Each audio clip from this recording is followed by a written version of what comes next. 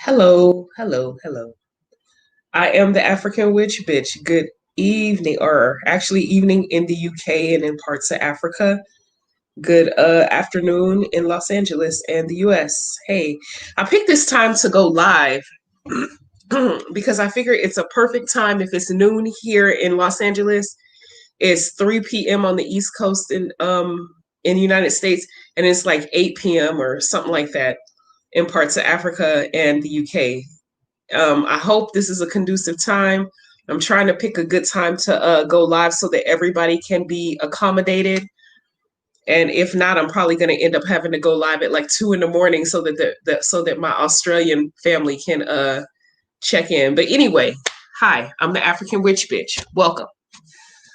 Today's topic is going to be matters of the heart. And the reason why I chose this topic is because of the emails that I'm getting, the inboxes that I'm getting uh, about people wanting to do spell work for certain different things. And I just want to give you guys a guideline on, in my opinion, this is all my opinion, on when you should and when you should not use magic with matters of the heart. Hi, Coco T. Hi, Pearly Gates. Hello, hello. Hello, everybody. So I'm just gonna just give you guys my rendition, and then I'm gonna drop the link so that everybody can, so that people can come in if they have questions, question and answer about anything. It doesn't necessarily have to be the subject. You can ask me anything, and if I know, I'll tell you. If I don't, I'll tell you that shit too. So, in regards to matters of the heart, like I said, I'm getting a lot of emails, a lot of inboxes, a lot of messages asking me, trying to pay me to do work for them to bring back their lover, bring back their boyfriend, bring back their girlfriend. And that's really problematic because, as I've stated before, I'm public about it. I don't support doing any type of love work to force and manipulate a person's mind to be with you. I'm not going to do that shit. I'm not going to encourage you to do it. I'm not going to guide you to do it. There are some situations in matters of the heart where certain spell work would be permitted from an ethical standpoint. In my opinion, like another one of my people that hit me up, her husband is going through some depression, and they both love each other very much, but he just wants to know how he can get his libido back. I would support that because he's in agreement. They're both in on it and they want to do it together. But if you just see a man out there, or you see a woman out there that you want, and that person don't want you or don't fully want you, then I don't agree with doing love work to manipulate their mind to be with you. Example, you might have a fuck buddy. Come on, we all grown here. Hello. I'm not the only person who has in the past. And I'm sure there's people in the chat right now who done dated somebody, or not even dated. You guys are together for one specific reason, and that's penetration. And maybe you catch feelings. And your feelings might be up to here, and his feelings for you might be down on here or whatever. You know what I mean? And you want him to be up to here because you're up to here. Well, bitch, let me tell you something. And this goes for men and women, because all people, men and women, can be bitches. Like I said, some of the biggest bitches I know are men. But bitch, let me tell you something. Just because you have feelings for somebody don't automatically mean that they are obligated to feel the same way about you. Just because you're in a relationship with somebody don't automatically mean that they are obligated to be with you for the rest of their life. People change, feelings change, people grow, relationships change. If a person truly wants to leave you, they have that right, and you're wrong as fuck to try to force them to be with you simply because that's what you want. And I had a dialogue with this one lady in another witchy group on Facebook where she was saying, well, I know he loves me. I just want to give him a boost. Bitch, bye. The only boost you need is your self-esteem. Because if you know he love you, a person might very well love you, but that don't mean that they want to stay with you. That don't mean that they want to be with you. There's people that I've had strong feelings for, but I knew that we would not work in a relationship. Love is not the end all and be all. It is a fleeting emotion. Haven't you ladies, let's be honest, men, you too, let's be honest. Haven't y'all ever been in love with somebody today and couldn't stand their motherfucking guts 2 days later? I always tell people love and hate are very closely related emotions. The opposite of love is not hate, in my opinion. The opposite of love is indifference. That's when you don't feel shit for the person.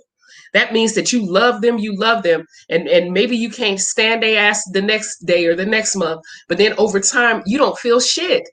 The person can win the lottery and you don't give a damn.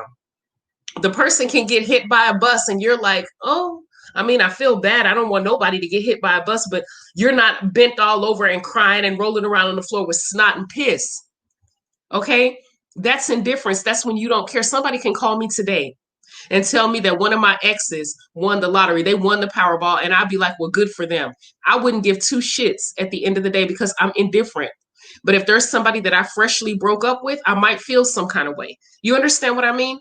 So because a person has love for you or has feelings for you, that does not mean that you are well within your right to do spell work to manipulate their mind to be with you. The only type of self-love you need to do if you're one of those type of bitches is self-love for yourself. I keep getting emails and offers. I keep getting emails and offers. I keep getting emails and offers, large sums of money to force somebody to bring their wife back, bring their girlfriend back, bring their husband back, stop the relationship he's with the other woman and come home and be married to me. No, no, no, no. He's where he want to be. She is where she want to be. I don't agree with that. And I don't think you should either, because that's not your place to manipulate their minds. So, and here's another thing about, we got a lot of situations regarding baby mama, baby daddy. And let me address that. There's a gentleman that's been hitting me up fine too. And his is she his ex-wife? Shit, yeah, they were married for a short duration of time. And she just up and left him with the kids. And he's mad, he's angry, and he wants her to suffer, and he wants her to feel bad. And on one stance, I'm like, okay. I said, do you want her back? And he says, yeah, he want her back because they were married for 3 years and they have a family. I think they have like 2 little ones. I think 1 and then a baby. Yeah, 3 years they were married. They have a baby. And then they have a little toddler running around. He wants her back. So my first thing is, why would you want to be with somebody that just up and left you? Why would you want to force them? Here's the thing about spell work that y'all may or may not understand. Spells wear off sometime, depending on the spell. They wear off. So why would you want to constantly have to do maintenance to keep a motherfucker sitting next to you when their first instinct is to leave? If they don't want to be with you, they don't want to be with you. Now, the spell work that I do support, if the person is a deadbeat, if you're dealing with a deadbeat mom or a deadbeat dad situation, I would put the baby, whatever children y'all have, and him or her, the deadbeat parent, in a honey jar so that they can be sweeter and loving towards their children, so that they're not a deadbeat towards their kids. I wouldn't put myself or you, I wouldn't recommend you put yourself in that jar so they can be sweeter to you. That's a choice they got to make on their own. But if they're being a deadbeat, it's hurting those kids, because your daughter and your son is going to grow up with mommy and daddy issues because that absent parent isn't there. I would recommend you do spell work for that. I don't see a problem with, because you're trying to sweeten them towards their son or their daughter. It's selfish as fuck to bring a child into this world and not care for them. And a lot of times I see the women who feel guilty and they beat themselves up because they got pregnant by dude, or the dude beat himself up because he got procreated and had a child with this deadbeat ass woman, and the women beat themselves up because they have a baby with deadbeat ass dudes. I get that. But I'm here to tell you that you shouldn't beat yourself up. And let me tell you why. In African spirituality, children are reincarnated ancestors, meaning that an ancestor of yours, maybe 6 generations ago, 5 generations, 10 generations, 1 generation, whatever, needs to come back to this realm to finish work. So you were chosen as a portal to bring forth that ancestor back. So I want you to keep that in your mind. You were chosen as a portal to bring that ancestor back into this realm. The Netters, the Abusums, The that's these words that I'm using are African words for God or supreme consciousness. The Netters, the Abusums. He had supreme consciousness has many names. Um, oh gosh, God, I'm just different languages have different names for. And in America, in English, we say God. The conscious people say supreme consciousness. Um, Depends on what part of the continent, what part of mama continent you're from, you call it a different name. But my point is they chose you as the portal to bring forth that ancestor. So you're at the club one night and you see him with his shoulders popping, and he might have some weak ass game, and he might talk to you, or you might decide to take dude home, and he might decide to take you home, and maybe you did use protection and the condom broke. I don't know. Maybe you have a pill and that pill just did not seem to work that day. Maybe you got caught up in the moment because the neck kisses and the vicious ass rotating hip action was popping and you forgot to strap up. I don't know. Whatever the case may be, it does not matter, because at the end of the day, that child had to come back to this realm to finish work. So this is what I want y'all to know, and I want y'all to hear me well. Don't beat your own ass if you get pregnant by somebody and the relationship don't last, or you don't feel guilt because you brought. I know it's a lot of people be like, I love my child, I love my baby, I love my son, I love my kids, I wouldn't take it back, but I hate the man that I'm bringing into this, where I hate that man and that F him, and I wish. Okay, I understand your feeling, because he might turn into a shitball later and she might be some on bullshit, whatever.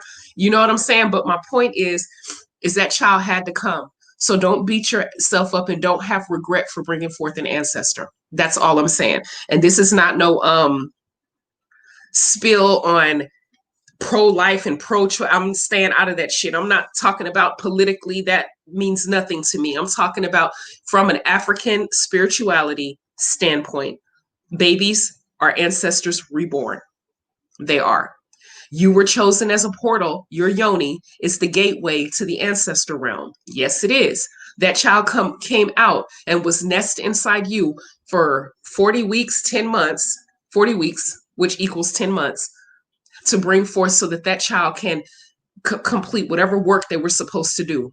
And your job as a parent, because you are the female energy, and the man who you created the child is the masculine energy, you're the feminine energy, is to come together and raise that child correctly, foster whatever gifts they have buried inside them. They have little jewels. All babies, all children, they're born with little bitty jewels inside them. It's your job to keep your third eye connected, to look into that child, find out whatever gift it might be. It could be like your baby might be really good at reading and they like to write little stories when they're like 6 or 7 or 8 or 9. Okay, that's a little jewel right there. Your baby might be a writer, or your child might be musically inclined. Maybe they're really interested and you see them banging on your pots and stuff and they got a little rhythm to them. That might be a musical gift. You don't just shine it off. Boy, stop banging on my pots. And you need to be tuned in to really, really watch, because whatever gift you have inside that baby is the jewel that the ancestors dropped in that kid. And it's your job to foster that seed. You need to water it and make it grow, because you never know. I'm not saying when you have and let me, oh, sorry, these allergies got me fucked up. Excuse me. And there are so many gifts that these children can be born with. That don't mean that if you have a little boy and he's 6 foot, whatever, 5'11", 6 feet, at sixth grade, that you stick a basketball in his hand because that's an automatic gift. No, study your children from the time they come out the womb and see and discover those gifts. Pour libation to the ancestors, feed them, and they'll reveal to you what gifts your baby have. Foster that gift so that they can be at their best. And you need both parents. You need that masculine energy and you need that feminine energy. So if you're dealing with a situation where the feminine energy is off because the mom decides to be a deadbeat, or the masculine energy is off because the dad decides to be a deadbeat, then I think, in my opinion, it's okay to do work to remedy that situation, like honey jars and skull commanding and whatever.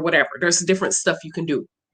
But that shit don't have nothing to do with him being romantically involved with you and her being romantically involved with you. Just because you bring forth a child together don't mean you're obligated to be in a romantic relationship.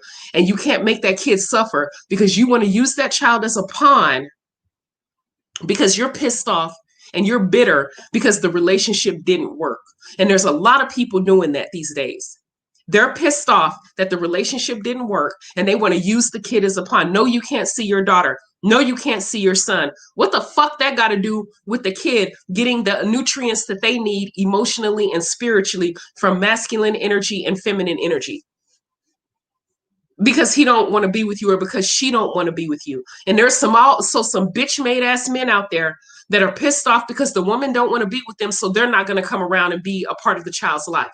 They want to control this woman. They want to have full and total control of her finances, her everything. And the second this woman bosses up in her self-esteem and decides, you know what, I'm good. I don't need this from you. I don't have to deal with your bullshit anymore. Now all of a sudden you don't want to have shit to do with your children. Am I tripping? Am I making this up, y'all? Come on now. Y'all know good and damn well that this shit is going on. And this and then since we discussing matters of the goddamn heart, let's discuss the in-laws. Come on, somebody. Let's talk about that mother-in-law of yours or the mother of the dude who you had a kid with who believed that her baby can't do nothing wrong. And her son be on some fuck shit, but she condones all of it. And now she want to be a deadbeat ass grandmother because you don't want to put up with the fuckery that her son is trying to perpetuate on you. Let me tell you something, Beulah. I'm talking to you, ma'am, the one who raised the fucking fucktard ass dude. Beulah, let me tell you something. It is not that woman's job to be a rehabilitation center for your shitty ass son. You spent 20 years raising this fool. You didn't give him no boundaries. You didn't teach him shit in regards to how to respect women. And then he finally meet a woman and she put up with his fuckery for 5 minutes and decide that that's not some shit she want to deal with. And maybe there's a kid involved or kids or whatever. And now you decide that you want to be a deadbeat ass grandmother because you're going to side with your son's fuckery. And then you got those in-laws who want to take control. They want to raise your kids for you. Damn what you got to say about your child. It's all about what they say. And if they can't have full and total control over the rearing of your child, they want to be deadbeats. I don't understand. I don't get it. I just don't get it. It's too much going on. Then it's not even the in-laws. Hell, you might have some stuff you dealing with your own mama and your own aunties and your own grandmother, where they want to stick their foot all up in your business and they nose and they ass all up in your business. And when you don't want to tap dance to their tune and do what they say and how you should live your life, now they want to be deadbeats. And that's okay. You know what? That's all right. You let them go on. You don't need that type of negative energy in your life. A lot of people have control issues. And if you take their control away from, don't allow them to have control over your life, then they just want to up and leave. They'd rather have full control over you, over your life, over your children, over your marriage, over your finances. And the second you don't allow them, the second you tell them no and don't allow them access, now they want to come with the bullshit. People like that, I would use a stop evil spell on them just to get them away. But a lot of times you're going to have to do a cord cutting ritual on yourself for family members that are toxic. Cord cutting rituals are not only for romantic situations where toxic relationships romantically. You could use them for a lot of different reasons. Cord cutting spells are chain breaker spells. They have different names. Cut and clear spells. They have different names. You can use for a toxic ass work environment. You ever have that job that you're chained to that you know it ain't shit going on, ain't no type of upward mobility in the job. You're stuck at that bullshit ass salary, but you're comfortable and you can't leave because you're just too scared. Use a cord cutting spell for that. You have a situation where you have toxic ass family members and you need to get away from them, but you don't have you keep getting pulled back in to their bullshit and their fuckery. Cord cutting. That toxic ass ex, cord cutting. Your daughter is with a dude who's abusive, teenager or maybe college age, whatever, and he's being really, really fucked up towards her, and you see it coming, but because of her self-esteem deficit, she don't have the tools to break free. Cord cutting. Because a lot of times these people mean you no good. Now I done ran my damn mouth long enough. I'm finna go ahead and drop the damn link. Y'all are right. Look at her. She being so good today. Y'all see that? Y'all see that? She is being so good today.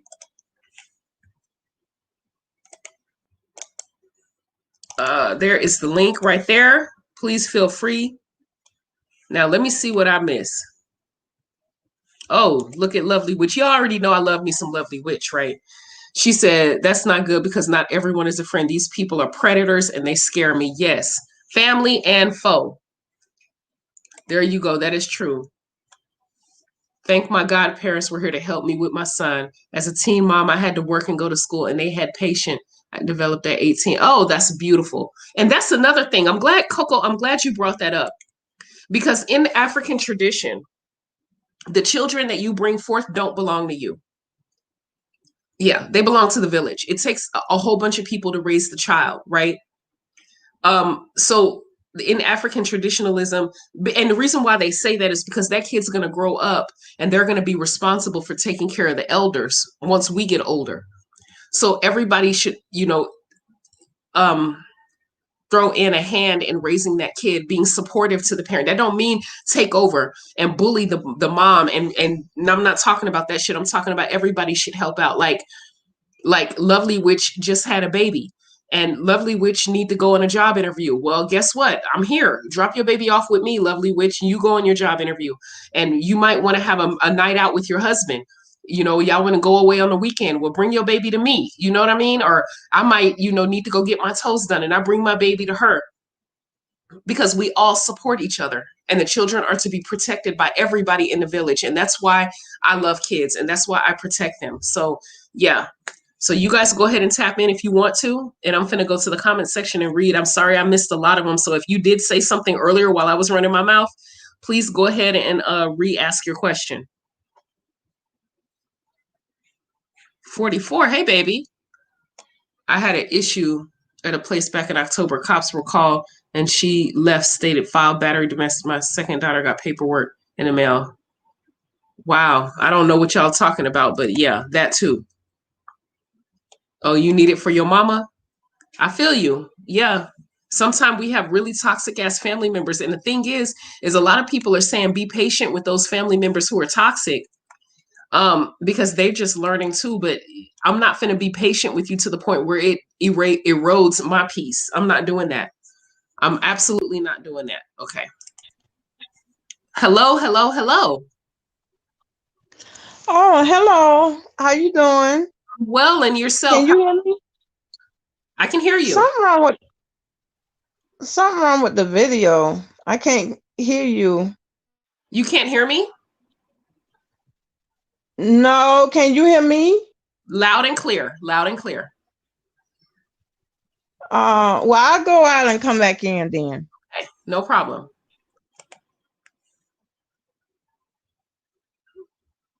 Hey, rock and roll doll. I haven't seen you in a minute.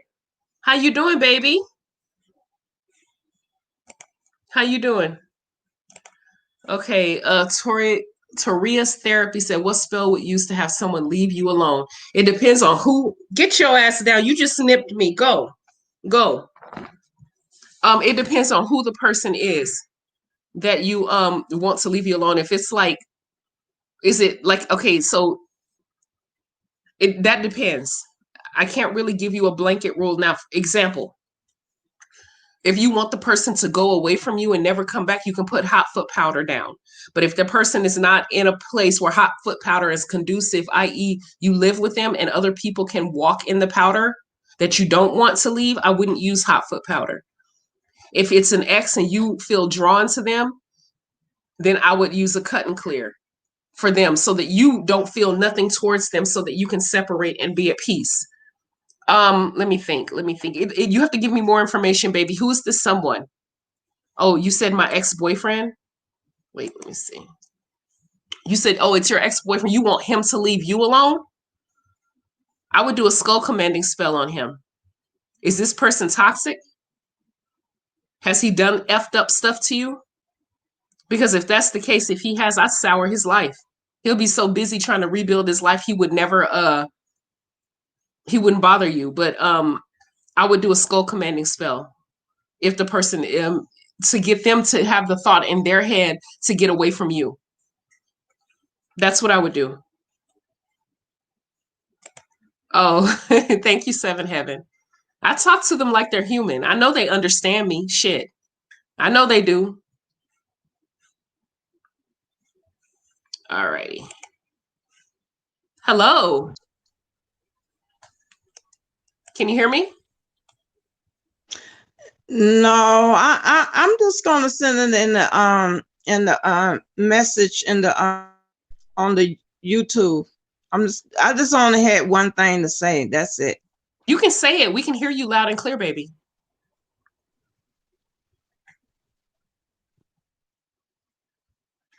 I don't know. You guys click the link if you want to come through. Click the link if you want to come through.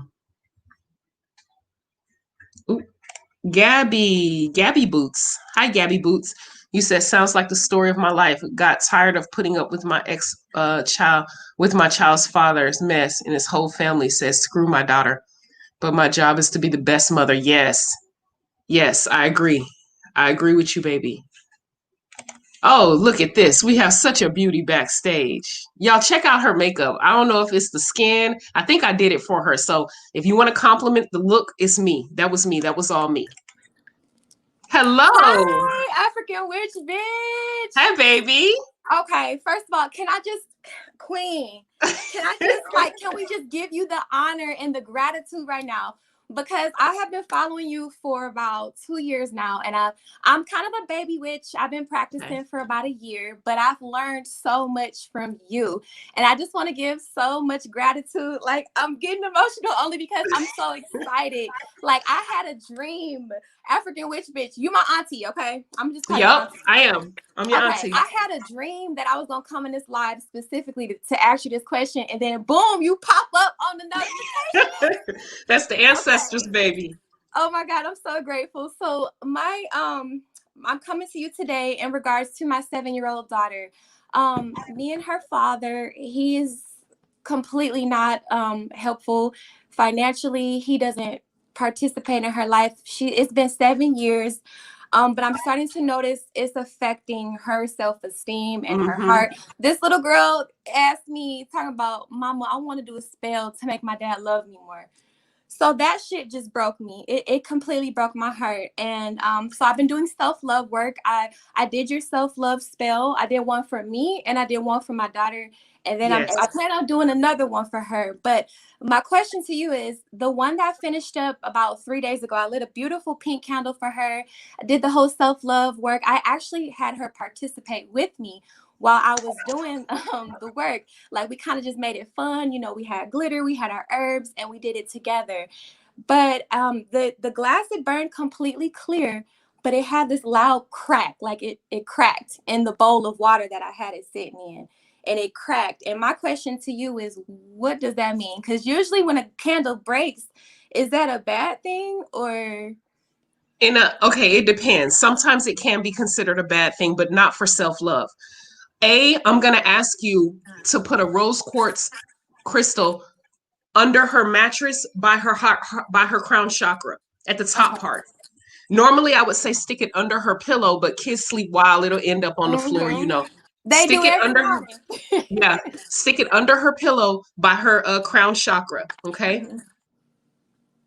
I consider that spell a breakthrough, but here's the beautiful thing about your baby.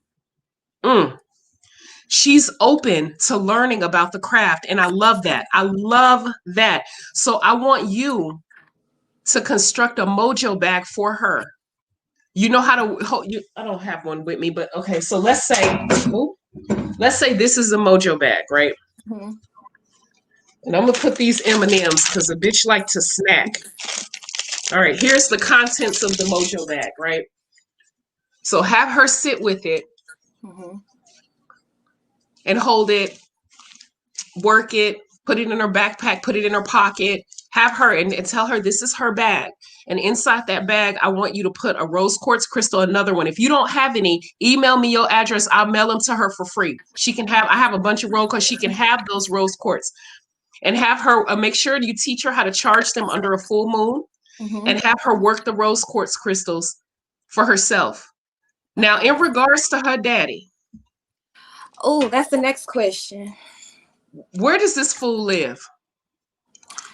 He literally lives 15 minutes from our house. He chooses not to be active. I'm very grateful for his mother. She's an awesome grandma. She know her son ain't shit, you know. She knows. But at the same time, the apple doesn't fall far from the tree. She's very codependent on all of her sons. All of them live in the house with her. She got 4 boys. They all live in the house with her.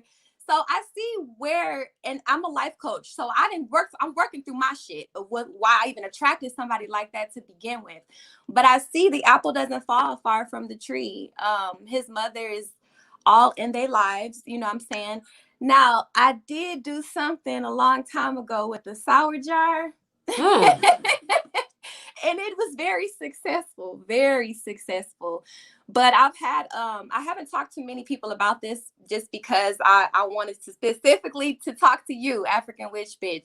But I'm like, all right, nigga, excuse my language. But I'm just like, okay, is it time for me to go ahead and bury this situation? He does not help financially. He doesn't want to be a part of her life. He has broken so many promises. Like he'll disappear for 5 or 6 weeks and then he'll pop back up with a toy or some McDonald's or some shit.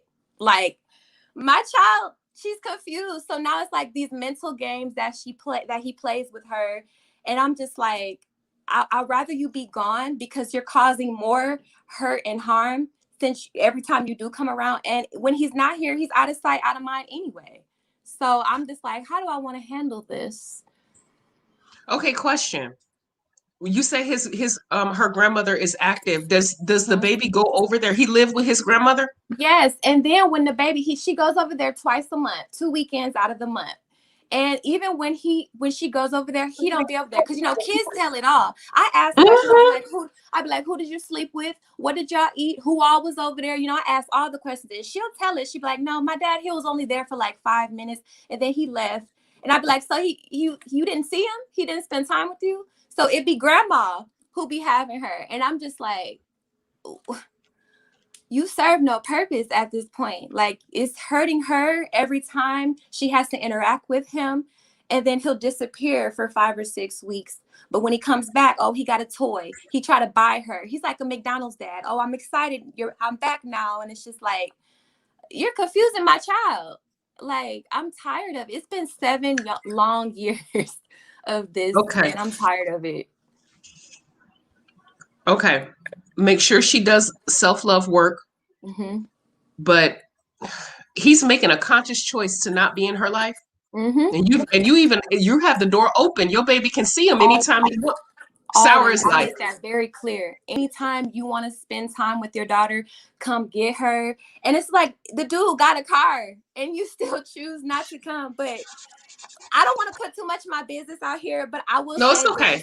He's a player.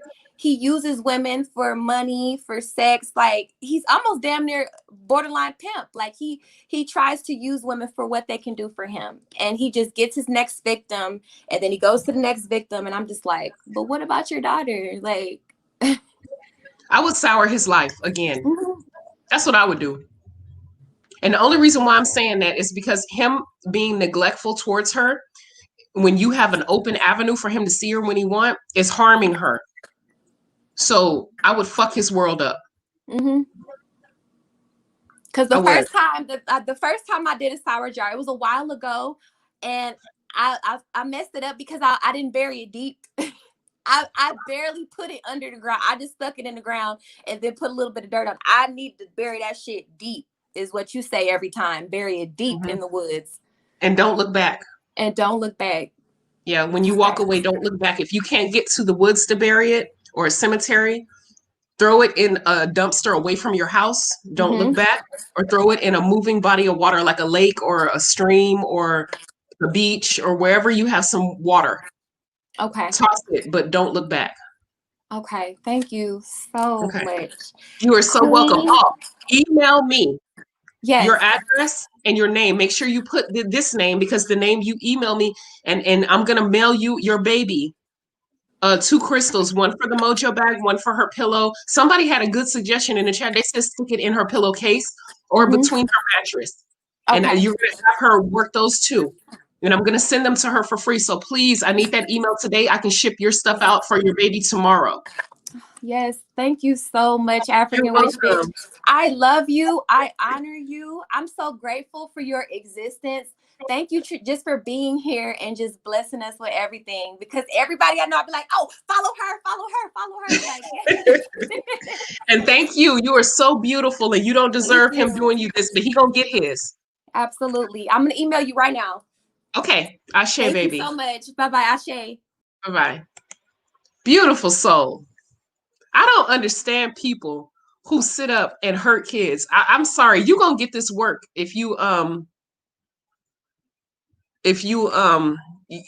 on here trying to hurt children or anybody. Like, if I find out about it, you're gonna get this work. I'm just saying. Thank you, rock and roll doll. Thank you, thank you. Thank you, thank you. All right. We got somebody, we got a celebrity backstage, y'all. We got a celebrity. She got her hat on. She looking cute. I'm gonna let her in. Hey.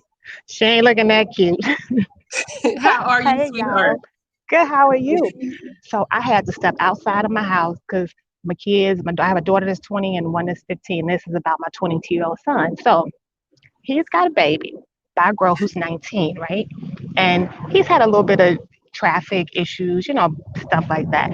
Paid his child support, till the whole COVID thing, and he got laid off, whatever. So he doesn't want to be with her, okay? He refuses to be with her. So instead of letting the baby, who's she's a year and a half, spend time with him, she's one of the girls who lets her go with the friends, whatever friend, her friends. Oh, let me go take over so-and-so house. The baby was over so-and-so house today, over so-and-so. Not her family, not her mother, just her friends instead of him, right? And my son is very self-sufficient, been on his own since he was 17. So he's like, can you just, can I see her a little bit more, this time, no. She goes off in public swinging, very aggressive. And my son is not going to hit a girl. Of course. He did once, and that was the once. And it wasn't a legal thing, but he saw how he hurt her, so he ain't done it since, and he won't do it. So he goes into defense mode and does the arm up thing, he's not gonna hit her. So a couple weeks ago, actually back in October, we had a situation at the house. The baby was there. The girl didn't want to, can I put the shoes on? He wouldn't let him put the shoes on. Can I do her head? Wouldn't let her do. Everybody just sitting there. That's it. That's the baby time. That's visit time. So he told her, okay, well, you can leave, basically. I can't touch the baby, can't put her shoes on, can't, DNA, this is really his baby, right? She didn't want to leave. She wants to be with him, right?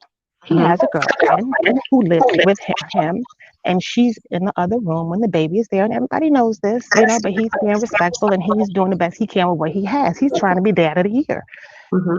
She started some mess. It got ugly. My 2 daughters got involved. It ended up being outside. The cops were called. She called the cops. She called her friend who just got out of jail for running her boyfriend off the garage. Police came, and listen, she left. She was gone. This was back in October. Saturday, my daughters got some mail, and one of my daughters is a minor, so I opened it. I gave my other one hers. They ever been subpoenaed? Yeah. The state pressed charges against this girl. So when police got there, all 3 of my children told the exact same story. 2 female officers, right, told the exact same story. Everybody knows about this girl. She was gone, right? And she's the one who called him. Okay, so now I'm thinking this is the perfect time because the state's not going to drop charges.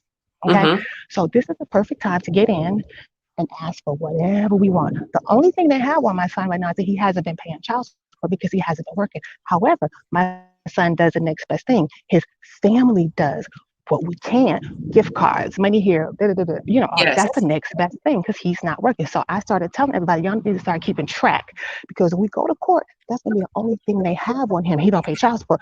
Well, okay, guess what? Well, this is what we do. He does the next best thing. He enlists assistance of his family and it gets done, right?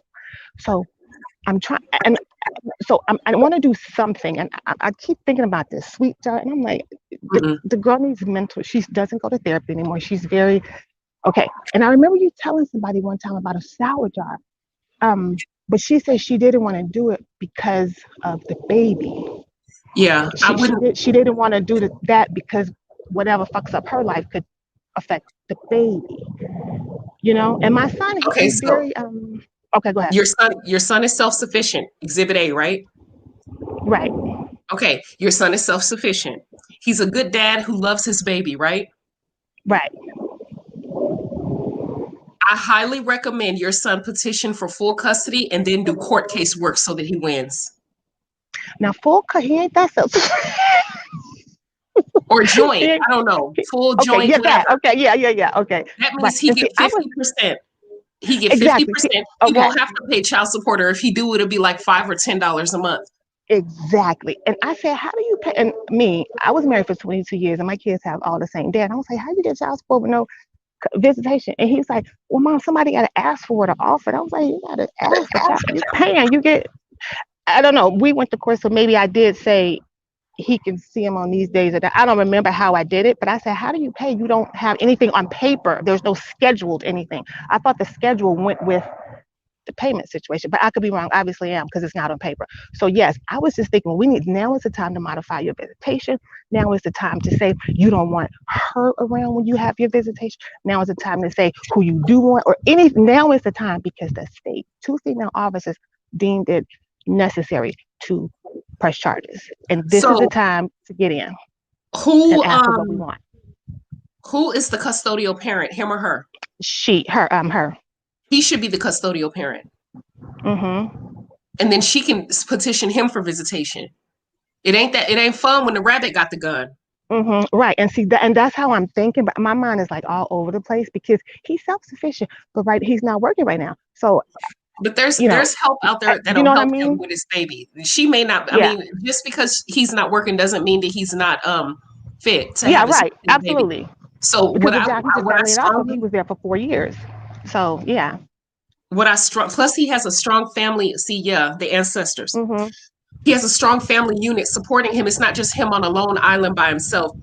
I strongly recommend, and I truly believe that the ancestors will support him and he will win.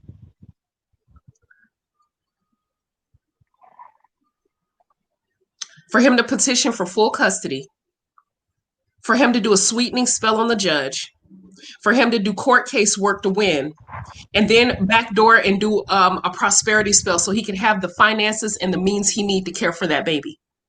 And if she want to see him, she can get 1 weekend a month or whatever the case may be. If she's that toxic in front of his face, imagine what's going on with that baby if ain't nobody around.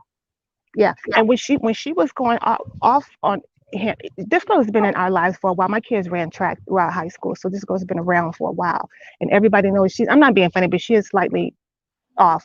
Yeah. Yeah. She's in my opinion, from what you're telling me, and I would have to go into deep meditation to see what the ancestors say. She's unfit, and I just really strongly recommend that you tell your son to get full custody. He can work it out. It may not be easy, but if he has a girlfriend and he has you and he has his sisters, he'll be fine. Right. He will be fine. Right. Yeah. But what I'm more concerned about is the baby and what they're going through. Yes, absolutely. Me too. Because every time she starts shit, she got the baby in her hands. You see, and my daughter don't. So my daughter put the baby down. Put the baby down. My daughter she wouldn't put the baby down. Put the baby down. Wouldn't put the baby down. Yeah, because you know what's coming your way if you put the baby down. Yeah. So that's how she does it. And she don't put the baby down. Yeah. That's what I recommend. That barrier. Okay. I want you to tell your son to do that, and then I want you to text back in hit back in and let me know how it go. We would love an update on this story. Oh yeah, y'all gonna get one out. This right here. Yeah, this is gonna get very interesting because her family is extremely well known, pretty well off. This is Vegas. Vegas is small. Ain't that many black folks here, but one of them type families. But so is my husband's. My ex-husband's is that name is also named like that. So now it's kind of like an out there thing. So my son is like, Mom, he's low key. He don't want to buy his business. I was like, listen, this ain't even about you, love. Don't make me You know, drive up there. I'm only 4 hours look, away from you. I'm Don't telling play with you, me. and my 15-year-old with my 15-year-old mom, she wouldn't put the baby down. I said, okay, well, next time, and you see some chick stealing on your brother, you need to, one of y'all grab the baby and the other one y'all grab the girl. They froze because she had the freaking baby, and that's how she does it every time. This has happened before. My girls have not told me before. The police got involved this time, so I got that in the mail. Yeah. Keep me So yeah, posted. I will definitely keep you posted, and I'm gonna tell him today. I'm gonna tell him Okay. today. Thank you. You're welcome, baby. Bye-bye. Bye bye.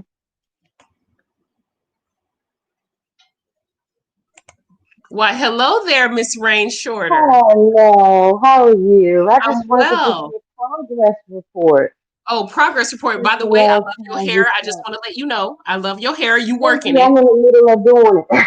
I love it. Okay. In the middle of doing it. I just wanted to give everybody a progress report if you all remember from the last time with the little baby. She sleeps now, okay? You remember that face? Yes. Hi, baby, baby. Oh, I don't want to wake her up. Oh, she's so precious. Yeah, Okay. so I did the sour jar. I also did a stay away, keep away, and a sweetening jar on myself with the baby. And Mhm. as you can see, she's asleep right now, and I'm able to be in another room. She's not all over me. I'm Yeah. able to do my hair because the last time, I was woofing briefly to be twisted up bad. But I'm able to have my space, and I just want to thank you. The lavender oil worked. I didn't even have to do it that much. Once I did us in a sweetening jar, it was pretty much, okay. She became a nicer baby to mommy. And as far as he goes, I just haven't had any yearning as far as to know his status, as far as to care whether or not he's present. I just haven't cared since putting him in the sour jar. So I just want to thank you and let everybody know if you're thinking about doing something that you see her doing, any spells or anything like that, go ahead and spend the time and, do it because the seeing is believing and believing is seeing. So, Mm-hmm. Ashe and I thank you. say. And thank you so much for tapping in. Thank you. All right now. Bye-bye. Now, ain't that a beautiful baby? Just knocked out. Yeah, that's beautiful, beautiful baby. I remember when she tapped in, she was saying how her baby was kind of restless and stuff. So yeah, I just, you guys, you need me, I'm here. That's what I'm here for. Hi, New Year. You're back. She's not. Okay. That's all right though. Thank you. Hey, Kay. Thank you, thank you, thank you. Hi, Mute Connection. Hello, sweetheart.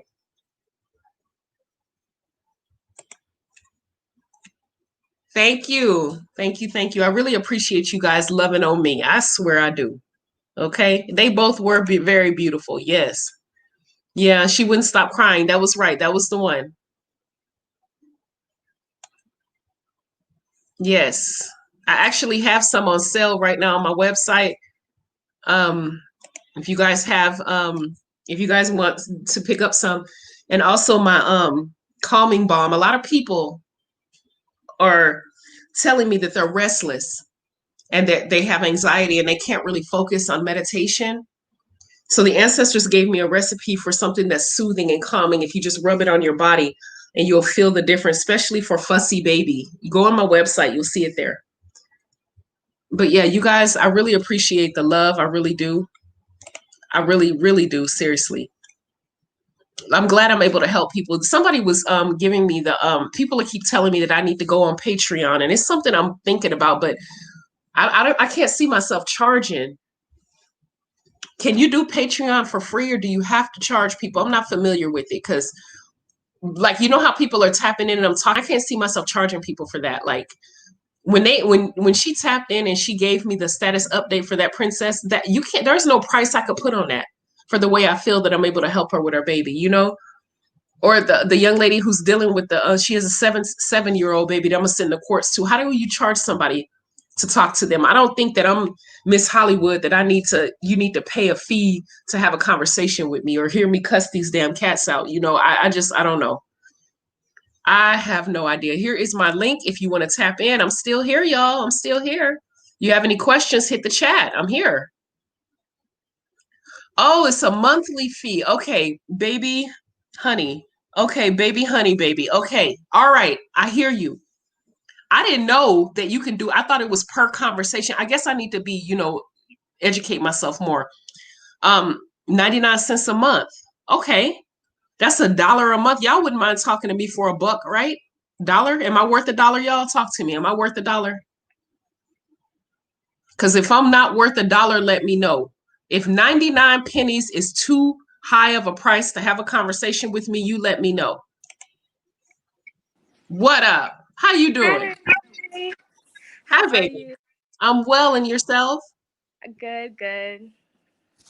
Definitely just to piggyback off of one of the last what she said, definitely just want to give like my gratitude and just like thanks, because you definitely have helped me like so much. And even just now, like I was having like kind of a rough morning, and when I saw you were live, I was like, ooh, like low-key made my day. So definitely. And I remember the last live, like you always make me laugh and just bring so much joy, so I just want to thank you for that. um but I did want to ask you about something.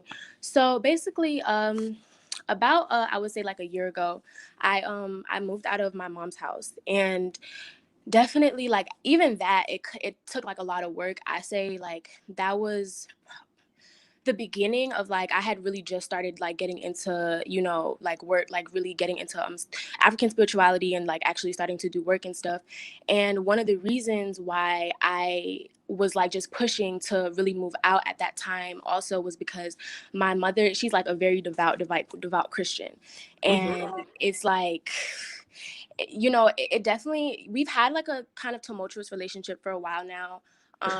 More specifically like since my grandmother died, and I would say like both of us have kind of just been going through a lot since that time, so it kind of just put a lot of strain on our relationship as well. And Okay. so last year definitely it kind of got to a point where, like I said, like it was just extremely toxic. And given the fact that I had just like I was really coming into my own sense of spirituality, and me kind of not having like the space, like she's like very like almost tyrannical when it comes to like stuff like that. So it'll be like if she thinks that she smells like so much of an incense or something, like it would be like a whole thing. So I since I moved out, with the help of like my spiritual team and like the ancestors, I was able to like, get everything. And it hasn't been completely easy, but I definitely say like from when I moved out, definitely did see a change in our relationship as us being able to get closer. And, that separation also kind of gave us a different perspective on ourselves, on the things that we were kind of going through within ourselves, that it kind of gave us the time to work on that. And that's something that even like we talked about, and she kind of agreed with that. But since then, again, like it's kind of just been up and down, up and down. And recently, in a place like with me, I'm at the place where I've just been doing like a lot of like, like reflection and meditation. And I like more so recently, it's definitely like our relationship has really, really been bothering me. Like it's brought me to like a very, very low place. And I feel like almost even just now, like it feels like almost as some type of like generational like curse, because like the things that I'm going through right now, and like kind of seeing the things that she's going through, it almost feels like identical. And these are things that she's also kind of said herself in her own way. And at this point, I've been doing like work myself and everything like that, but it's just certain times where I just feel like I just can't like get past like a certain point or just like move further.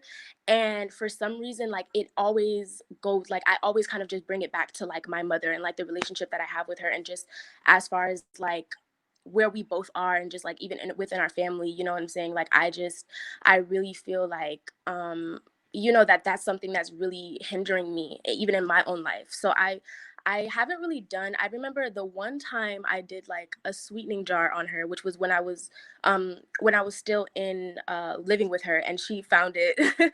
So I have no idea what even happened to that. I'm pretty sure she destroyed it. But so that was like the only time that I ever even like tried doing any type of like work on her. I actually haven't really done any work on her, like, because I'm kind of scared, honestly. Like, I'm kind of intimidated because of the fact that I know that she's like, you know, super like devout Christian, and I don't want to feel like as if I'm crossing like her boundaries, or even just something like where if she would be able to like find out, because she's also like highly intuitive herself, you know what I'm saying? So I wouldn't Well, want her. okay, baby, I understand because I have a mama just like your mama. Our mamas might be twins. You know, like I feel you. My mama is a super de duper de Christian from the Yeah. South, so I get it. She posted yesterday on her Facebook. She called me Miss Thang. Miss Thang don't have a God, and she's posting stuff, and she pray for my strength and daughter in the Lord. And I'm like, okay, whatever. But Yeah. anyway, you don't have to feel guilty for sweetening your mom to you. That's not baneful. It's not hurtful. The only thing it'll do is to make her nice towards you.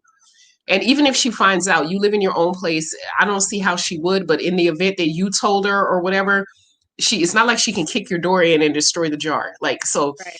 you don't have to feel guilty about that. You're not infringing on her rights. You just literally are petitioning the ancestors to heal you and your mom's relationship so that you guys are sweeter and nicer towards each other. You should not feel bad or guilty or regretful to do that, baby. Okay. Secondly, if you feel like you have some sort of blockage, my number one question to you would be, when is the last time you did road opener work? And let me ask you why. Because throughout your daily life, you going in and out of your place, you going to work, you coming home, you going to the store, you coming home, you pick up energies from people. Even if you're just getting on the bus or getting in your car. If you don't have a cleansing ritual, every now and then I burn frankincense, or I burn sage, or I burn palo. Every now and then that can build up and cause a blockage. It's like when you have washed your hair too much, and over a period of time you can get a clogged drain. It's not bad. It just means you need to get you some damn Drano to clear that shit. Gotcha. And a road opener spell is like literally spiritual Drano. All it does is just remove blockages and allow good luck and good shit to flourish in. It's not a bad thing at all. We all get blockages, depending, especially if you live in a house with more than one energies in and out. Like, I live alone, so I don't have to do road opener work as much as maybe you would if you live in a house with 10 people. You know what I mean? So I highly recommend you do the sweetening spell for your mommy. Okay. Work that jar. You don't do it once and let it sit down. You work it. Heat it up every now and then, not to a boil. You fill the jar up. Like, let's say this is the jar. Mm-hmm. Fill it up maybe up to here and leave a little room up top. And you put in there the stuff that you want. And then every now and then you'll heat it and you'll roll the jar around.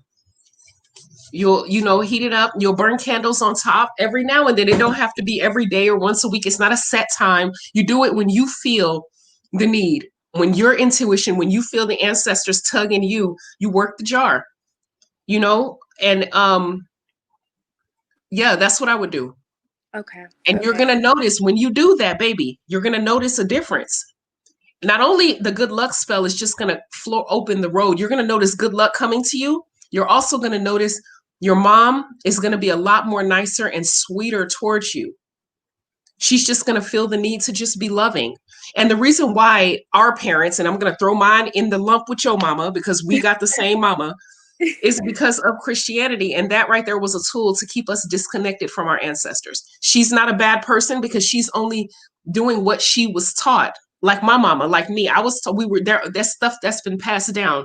The difference between us, meaning me and you, and our mamas, is that we got that tap on our third eye by the ancestors to wake us up. Everybody don't get that tap. So don't fault her and be angry with her and hold her, like, you know what I'm saying? It's not her fault. Right. But at the same time, sweeten that relationship so you and your mommy can be more happier. Okay. Okay. And Thank you. tap back in next time and let me know. Give me a status updates. I like these status updates, okay? Okay. All right. Okay. Bye-bye, baby. Bye. Just as sweet as she can be. Cece. Hello. Hi, baby. Hi, Cece. Oh, Hi, how are you? I'm well. You're in the UK, right? Yeah, I'm in the UK. Now, is this a good time? Because I know it's nighttime there, right? Oh yeah, it's like it's still quite early. It's only 9 here. Okay, I'm just trying to Yeah. get a good time, for y'all. Yeah, How this may is I help you, perfect sweetheart? timing. Um okay, so what I wanted to ask you, like, some advice. I have a friend, it's a he. We've been friends for like 2 years, coming up to 3 years soon. And recently, like 2 weeks ago, okay, so I was catching up with some of your videos, and another someone came on and they basically said something similar to what I'm gonna say. It's like, this person. The only difference is I actually know the person. So this friend of mine, I haven't been able to stop thinking about him for the past 2 weeks, and he does spell work too. So I'm just wondering, if because it came out of the blue as well. Just couldn't stop thinking about him, and I didn't know where the feelings came from. I probably did like him before, but I didn't think anything of it, like when we first met as friends. But now I can't stop thinking about him. Cece, Yeah. he's doing work on you Oh God. to get you to want him. So there's good news and there's bad news. What do you want to Yeah. hear first? The bad news. The bad news is this motherfucker like you a lot and he's doing work to get you to like him. The good news is Yeah. that you're fine tuned with the ancestors, that they're warning you, because you could have been blindsided. And next thing you know, you sending me a wedding invitation and you getting married to dude. The Yes, fact you that know you're what? tapped in. Yeah, Yeah. I am, because I think months ago, um, I had a dream of him. I kept on dreaming of him, and suddenly, like, we were friends before, so we always, and the thing is, we speak on the phone for hours, and he's never liked my deceased partner. He's never liked him. But he is a really good person. I always felt like I needed someone like him, but I was in a relationship at the time, so I just didn't see how it was going to work. But I mean, I feel like I always liked him, but I just didn't think I didn't think there was any possibility of even being in a relationship with him. But recently, I've noticed his messages to me have changed. Like the way we would message each other, he's been like sending me love hearts and stuff like that. So he wouldn't do any of that before, like even complimenting me. He wouldn't do that as well. But recently, he's been doing all of that. So I'm just thinking, like, I've been dreaming of him a lot too. So I didn't know. Like, I spoke to my mom about it, and she said, I mean, I told her I didn't know where the feelings came from. One day I just couldn't stop thinking about him, and Okay. it's still happening right now. All right. So this is what I would do. Yeah, he's doing work on you. Have you gotten a reading lately? No, I really want to get a reading. I really want to get a reading done. Okay, so I highly recommend you get one of my one of my readers to read for you. Okay, can I email you and you can send me their details, because I'm in the Absolutely. UK, so Are, I don't know how that works out. oh, she Like, does it via video like we're talking yeah. now. Yeah. Oh, that will be great. I need you to yeah, he likes you a lot. He doing yeah. Okay. And I'm gonna run my mouth about this in a minute. Baby witch, I see you. I'm finna bring you in now. Okay, so when you email me right now, like literally legit right Yeah. now, put CC in the subject line so I know that it's from you. Okay. Yeah. And we need to work on this because dude is, yeah, he likes you. But the thing is, what if I like him as well? Well, if Is you that like gonna him be a back, first of all, this is what I would do. Let me keep it a buck with you, baby. It's one thing for a guy to do work on you and you're not remotely interested. It's one thing if you low key like dude, but now he's doing work and now you're like high key liking him. I would cuss him out. I would tell him this is what I would do. Look, motherfucker, Yeah. I know you're doing work on me, and that's fucked up because I actually really like you. The shit's not necessary. So how about you back the hell up and let this shit flourish by itself, and maybe you'll get access to this cooch. But if you keep the bullshit up, I'll never speak to you again, and I'll put you in a jar. Okay, I think because I've been wondering, like, should I ask him or should I not ask him? I would get a reading Because first. I wouldn't do yeah, that just yet. I'll get a reading yeah. first, okay? Okay, I'm gonna email you. Okay. All right, thank you. Thank You're you very welcome, much. baby. Bye-bye. All right, thank you. Bye. I tell you, you guys got to be in tune.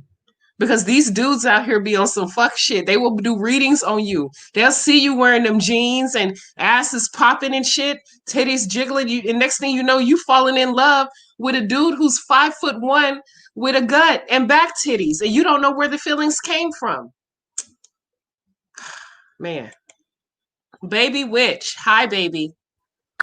Hi, how are you? I'm well. How are you, baby? How you doing? I'm doing okay. I'm man, What's I'm wrong? going What's through wrong? it. Talk to me. So a few years ago, my mom told me that my cousin, his girlfriend, he was basically like grooming his stepdaughter for like sexual abuse. And I told her like it's true, like they didn't believe her. So I'm like, it's true because when I was younger, he molested me as well. And he wasn't the only family member either. I was also sexually abused by my brother. I was raped anally repeatedly for years by my brother. And I told my mom that, and she told my family, and I've basically been disowned. Like they all unfriended me from Facebook.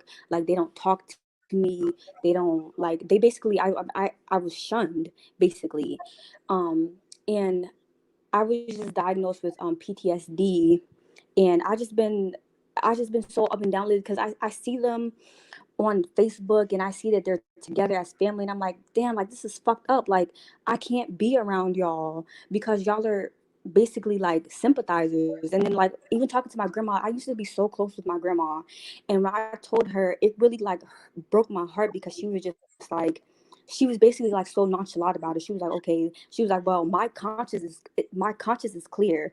And I'm like, what does that even mean? Like it makes me feel like maybe she knew or something like that. And then my aunt was like, well, that's not my problem. That's what she told me. And I'm just like, I don't know. I don't know what to do. Because I feel like it's fucking me up. It's preventing me from like having healthy relationships with people. I'm very paranoid with people. I don't have healthy relationships with people. And like I said, I see them on Facebook. I see how they, and he's still around kids. And it just baffles me. Like, and it's like, what do I have to lie for? I literally gained nothing by saying this happened to me. It's not like they're rich or something, and I'm like suing them and I'm getting millions of dollars. Like they have nothing. So what do I need to lie for? It's really just it really fucks me up. Excuse my language. And No, it's okay. Okay, so first and foremost, how old are you? I'm 23. You're a baby. Okay, 23. And you were violated. And when you Yeah, came out, nobody believed you. nobody. And I And told my aunt, I told my cousin before. I told her about my brother.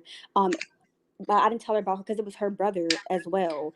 But she kept her daughter away from my brother, but she didn't say anything about the abuse that I faced. And my friend's mom seen it. Like she was like, I could see it on you, but I was just waiting for you to tell me. And it's like when I get readings, it's like when people read me, it's like they can tell like the trauma that I've been through. I'm sorry, I'm getting emotional. it's okay. It's okay. It's okay. All right, And so I'm trying to be better, and I feel like there's a block, like a wall. Like I can't like shake this. there's two things I'm going to have you do.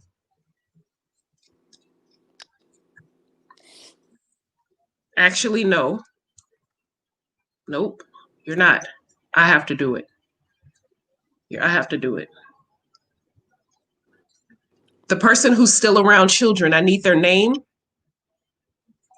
I They need both are. He has my brother has a daughter now, and he was the one who was raping me anally for like over the course of years. And he has a daughter now, and I'm so scared for her, but I don't talk to them, and I don't talk to my mom either because she is so toxic. Like, we got into a physical altercation in front of my daughter. My daughter's 3 years old when I used to live with them because over a charger, and then I ended up having to move back with my boyfriend and his family. And I don't understand. Like, and my cousin was like, drama follows you everywhere you go, but I don't know if it's me, like if it's me that's causing it, or what, You're not you know. causing a goddamn thing. You haven't done shit. You haven't done nothing. It's not you. The only thing that you need to do is some shadow work to get this shit off you because it was brought on to you. Now, the only thing I'm going to advise you, okay, first and foremost, are you in my Facebook group? Yes, ma'am. Yeah, I was just talking to you yesterday. I was the one with the road opener candle. We were talking yesterday on Messenger. Remember though, Yeah. you said And that I sent my burn. Yeah. yeah, I sent you some voice clips, right? Yeah. Okay. So your brother and it's your cousin, right? Yeah. I need you to inbox me their names and the city that they're in.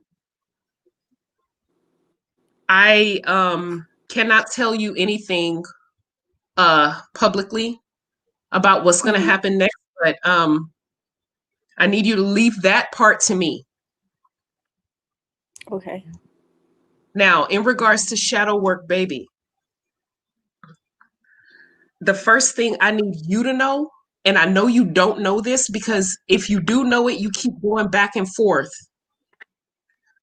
Um, I need you to know this isn't your fault and you don't need to blame yourself because you have some good But days where it you're like, feels like it because they all shunned me. So I feel like I did something wrong. no, Like, mm-mm. if you know.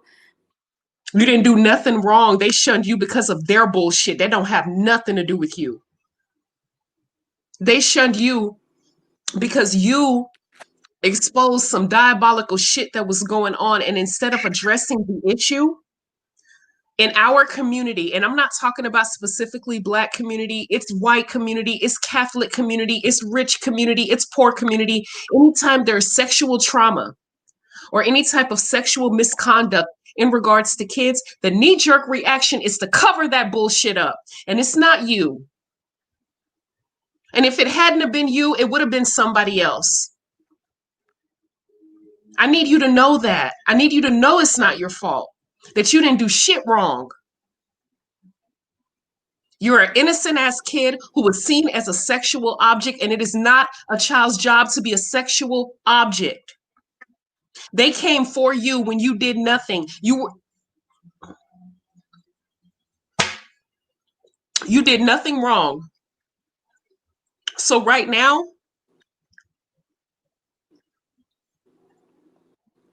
My mom makes excuses for him. Like, she was like, with my brother, she was like, well, maybe he was touched. And it's like, okay, but that doesn't give that. It's like, I feel like she's dismissing what I've been through, and it's not right. And she's like, oh, well, I was raped too when I was younger. So it's like, so if you've been through it, you should understand where I'm coming from. And and he lives right. with her now. Like, I don't get it. Well, And he I finna don't have get no it. type of relationship with mom. I haven't talked to her in years, in like 2 years, because the last time I talked to her, he was living there, and I was supposed to go visit, and I'm like, I'm not about to come to your house with him there, and bringing my daughter up there with him. Like, no, I'm not doing that. They did you a favor by shunning you because you don't need that energy around your baby. And I know it sucks and I know it hurts, but the last thing you need is for you to go to the bathroom and she's there and then he come over and next thing you know, she's in danger. And all it takes is a few minutes. In my opinion, Yeah. people who violate children There is no help for them. They cannot be healed, in my opinion, because in order for, you can sit up and say that therapy might heal them or whatever, whatnot. But then in order for us to know if they're healed, they have to be around kids, and kids have to be put in danger to see if it worked. I'm not for that bullshit. There's only one thing, in my opinion, that cures pedophilia, and I'm gonna leave it at that, and I'm not gonna speak any further. But I need that information from you. Okay. I know this is gonna be a hard road, but I'm here for you every step of the way. Every step of the way. Thank you. I'm here for you. You're gonna heal. You're gonna get through this, and just let me handle It just them. hurts because like, I have no family. Like it just hurts because I just feel alone. Like I don't get it. Like I said, like even my cousin, like the fact that I told her and she kept her daughter away from him, but she never said anything about me. Like What city do you live I in? don't know. It's hard. I live in Maryland. Okay, you're on the East Coast. Okay.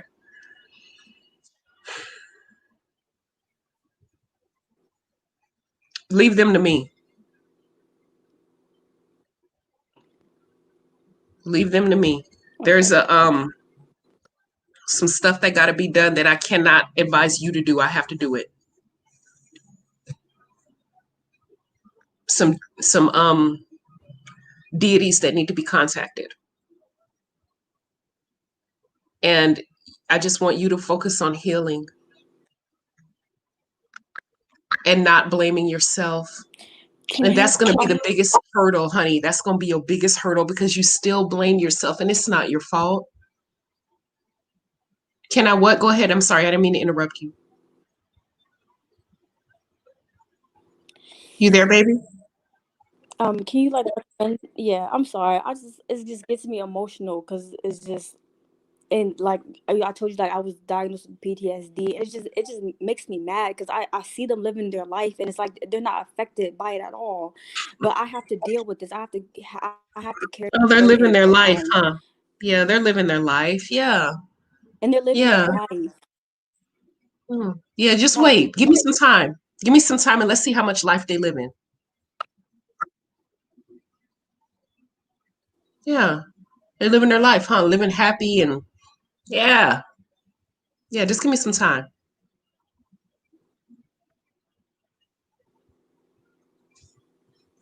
Give me some time. You hit me up. I'm hopefully you'll send that to me ASAP Okay. because there's some stuff I got to do and I need to start on it. Yeah, I'll message you. Okay. All right, you have my information. You hit me up. I Okay. don't give a Do you damn want their if it's pictures too? I can send that you. would be great. That would be amazing. I don't care what time of the day it is. Okay. If you're feeling any kind of way, some kind of way, and you just need to talk, you know how to hit me up. Okay? You're not alone. Okay. Thank you. You're welcome. Thank you. You're welcome, baby. Yeah, I got some work to do. I'm sorry, y'all. I normally just be sipping wine, but with a story like that, I had to bust out the Ciroc because I bitch needed to take 2 shots real quick to get through that one. She's an innocent baby. She's only 23, 22 years old. Yeah, you gonna feel me. Yeah.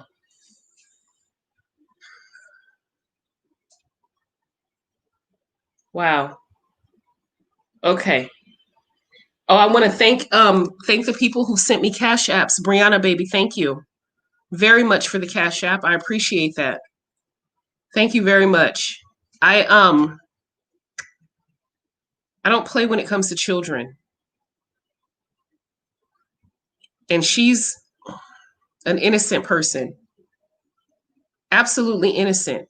Didn't ask for none of that and she's violated but then not believed. How is that so common in our community? And I'm not saying our community as talking about only Black community because the shit's common everywhere. A global human community. How is that so common? I can't wait for me to do another live and for her to tap in and give a status update. That shit's gonna make me tickle my toes. Because, okay, let me give you guys an example. Anybody ever watch American Horror Story? Hit the chat. Y'all remember American Horror Story? Coven. The Coven episodes with Angela Bassett and Gabrielle Sidibe. And y'all remember American Horror Story? Y'all remember that shit? Do y'all remember that episode where I think move, honey, move out the way. Because if you guys recall, American Horror Story, Angela Bassett played Marie Laveau. Y'all remember Marie Laveau, right? And Marie Laveau never aged. She been living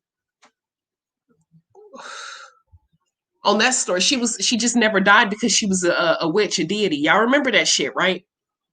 And y'all remember she had a flashback to like the 1950s when that young man, it was a little boy, I think he was a teenage boy, was riding his bicycle, and white people, some racist ass fucktards, abused that baby and killed him. And do y'all remember when the mother was crying and sad and the community was pissed off and they told Marie Laveau what happened? And do y'all remember that she went back to her house? I wonder if I could find that clip, because I know I can share my screen.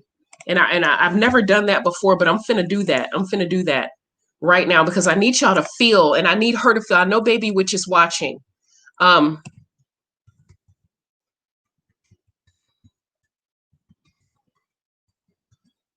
gonna see if I can find that episode.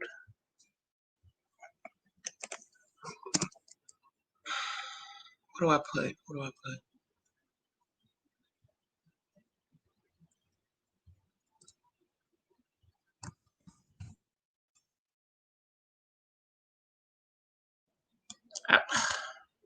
I want to play it.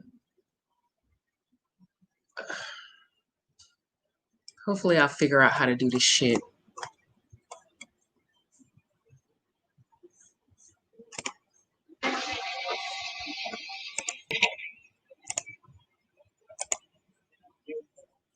No, I can't find it. I'll figure it out, you guys, and I'll play it one day. I'm sorry.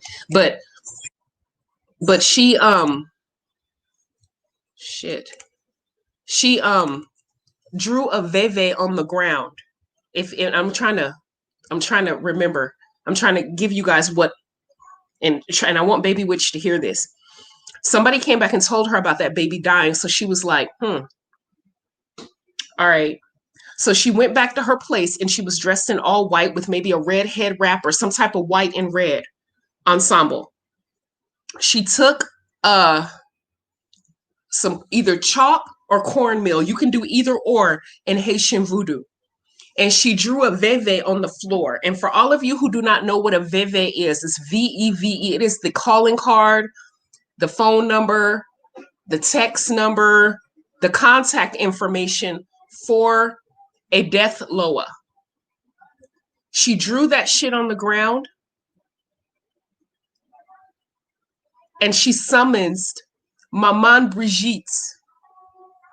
Maman Brigitte is a death loa in Haitian voodoo. And I'm telling y'all this because I want you guys to understand what I'm about to say, and I need you to take this warning. And I want you guys to know what I'm about to say is real, is fucking factual, and the shit is about as real as me sitting here talking to you. Maman Brigitte is a death loa.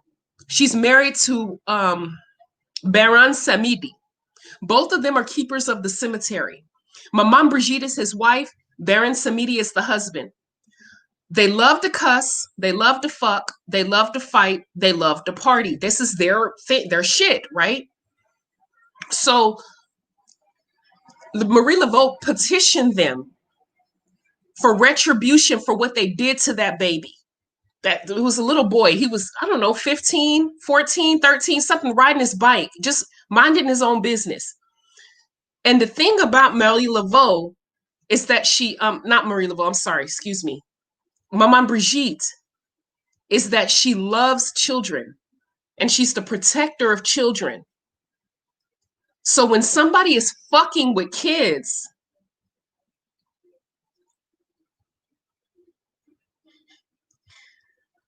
yeah, I'm gonna stop there because I don't want to say too much. But and that part of voodoo is some stuff that you do not dabble with if you don't know what you're doing. Because Maman Brigitte is one hell of a Loa. She's one hell of a deity. She will cuss you the fuck out. She'll beat your ass. She'll snatch your life. She'll her and her husband. I fucks with them both. I love them both. Don't get me wrong.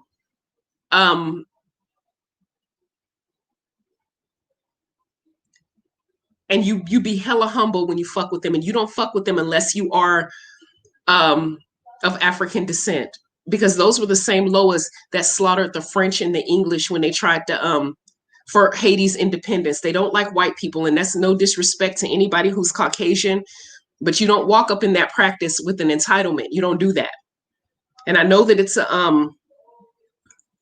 it's a new age thing where people of different races like to fuck with the Loas. I don't recommend that, because if you decide to go up in there and they decide not to fuck with you and you die, that ain't my fault, because I'm warning you now, don't fuck with them if you're not of African descent. And even if you are of African descent, you don't walk in there with an entitled spirit. You do a lot of work before you even fuck with them.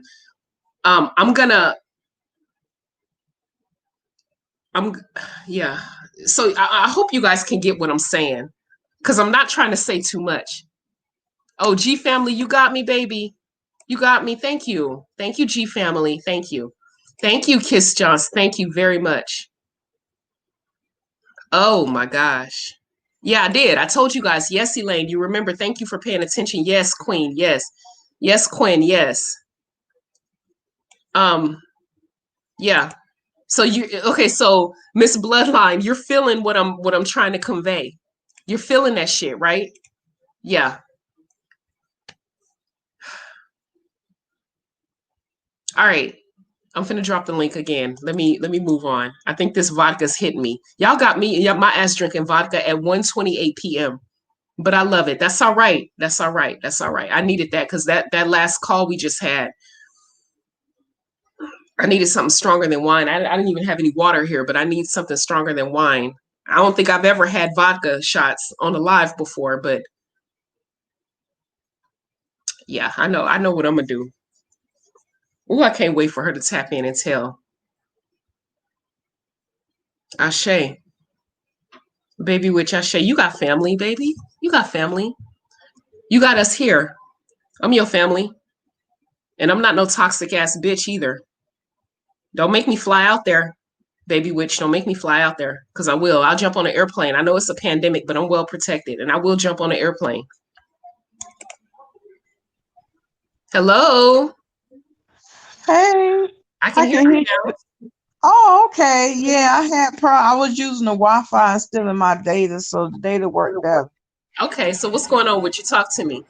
Yeah, remember I was telling you about the situation I was going through, and I need, I just need to talk about the situation rather than answer, because I don't really have any support or nobody to really talk to. I don't have any friends or family. I'm mostly by myself, just me and my daughter. But well, I want to say about the nurses that been going through with my depression and stuff. I had ECT treatments back in October, but it's sort of working and sort of not. I don't know if I know you probably know what it is, but I don't. But I don't know if other people know. And also, this person I was telling you about, I found out I have a psychic. a few minutes, I guess a couple months after I met them, found out they had a psychic hotline, because he told me to call the number if I need someone to talk to this person real good, to talk to him, because I couldn't really talk to him and stuff, and he kept hanging up the phone on me and stuff. It was a lot of stuff, that I've been going through. And have you heard of a narcissist, person that a narcissist, their eyes turn black and stuff? That's what he was like. It was emptiness in his eyes, like he was like a demon. Other people, when I talk to them online about that, I realized they've been through the same thing with a narcissist too. So I Well, don't know if you've been doing any work on me either, to make me, because I wasn't with anyone for like 10 years before I met them, and I wasn't going to be involved with stuff I've been through in the past. And now it's been like 4 years, and it would have been like 14 years if I wasn't, been like that, because I was a lot happier then.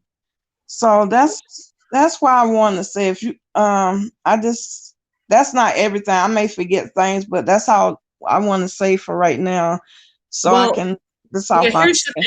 Here's the thing. A narcissist's personality disorder don't have anything really to do with their eyes being black. A narcissist is a person who has a godlike complex where they can't do nothing wrong. Even when they're wrong, they're right. They are Yeah. above reproach. You can't tell them nothing. They do everything right. Mm-hmm. That's narcissist. That's a person who's a narcissist. Now, Oh, okay. in regards to their eyes being black, I don't know. That sounds like some sort of possession. I highly recommend you never call a psychic hotline. No, I would never do. This psychic lied to me in the beginning about this he was a good person and all Yeah. this, and it was a local psych, and then she lied to me and she messed up my life for real. Yeah, don't do that. If you need a reading, I can refer people who are very trustworthy who gonna tell you the truth. That's not gonna Yeah. like No. blow smoke up your behind. So no, I wouldn't recommend that, okay? No. You will be getting a box in the mail from me if you haven't gotten it already. No, not yet. I Okay. appreciate it. Thank you. All right. Tap Yeah. that. Make sure you hit me up when you get it so I can know it arrived. Oh, okay. I will. All right, thank Okay. you. Thank you. Okay. Bye-bye. Hi, Lolo. Lolo. You there, Lolo? Hello, can you hear me? Hi. I can hear you. Oh, okay. So I have a quick question. Sure. How do you deal with a overbearing, controlling parent? Do you live with them? Yes. Okay. Do you have the means to move out? No. Okay. Is this a male or female? No, not at this time.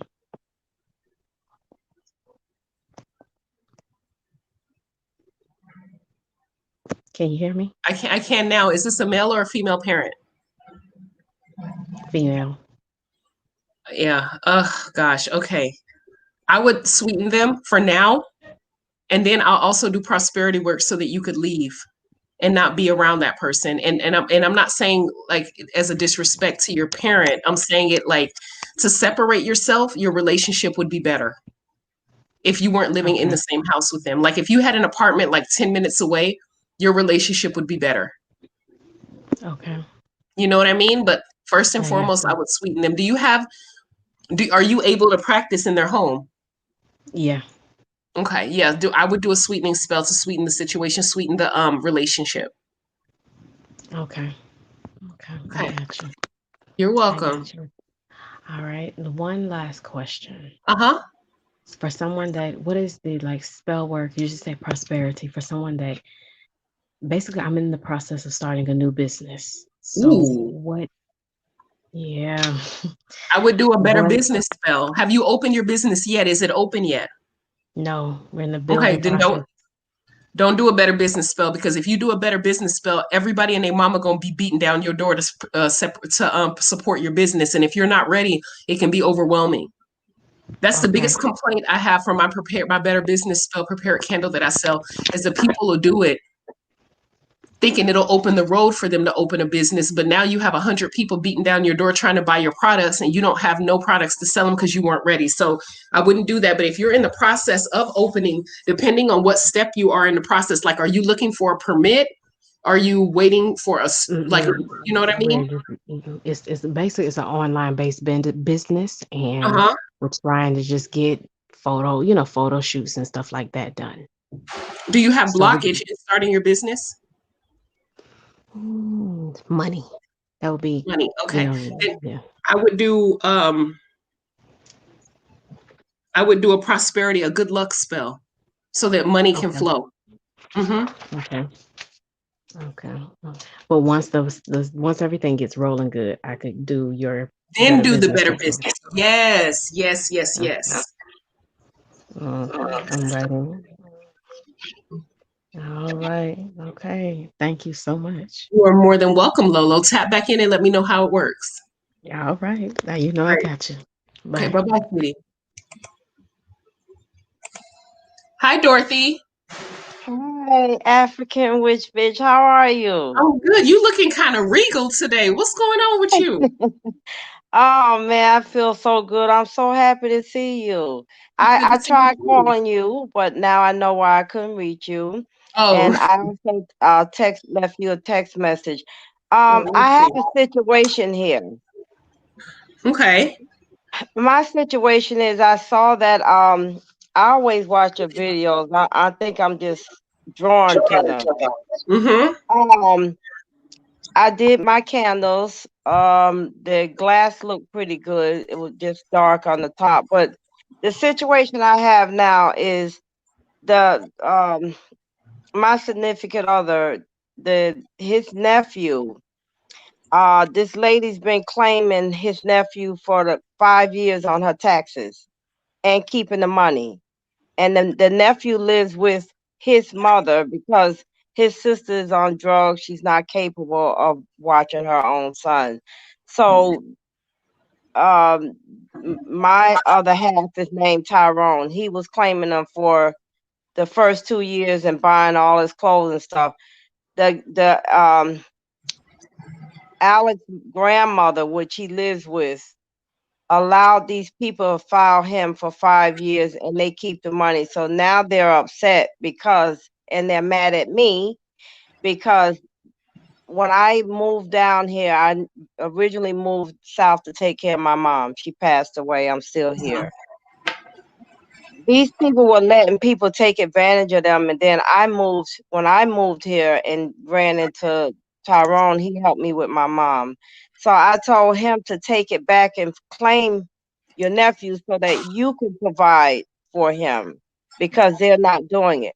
So the other people they're not related to them. They were using him. So they're upset now because they said, well, nobody didn't say anything. I know that girl is behind this. So now the girl is saying that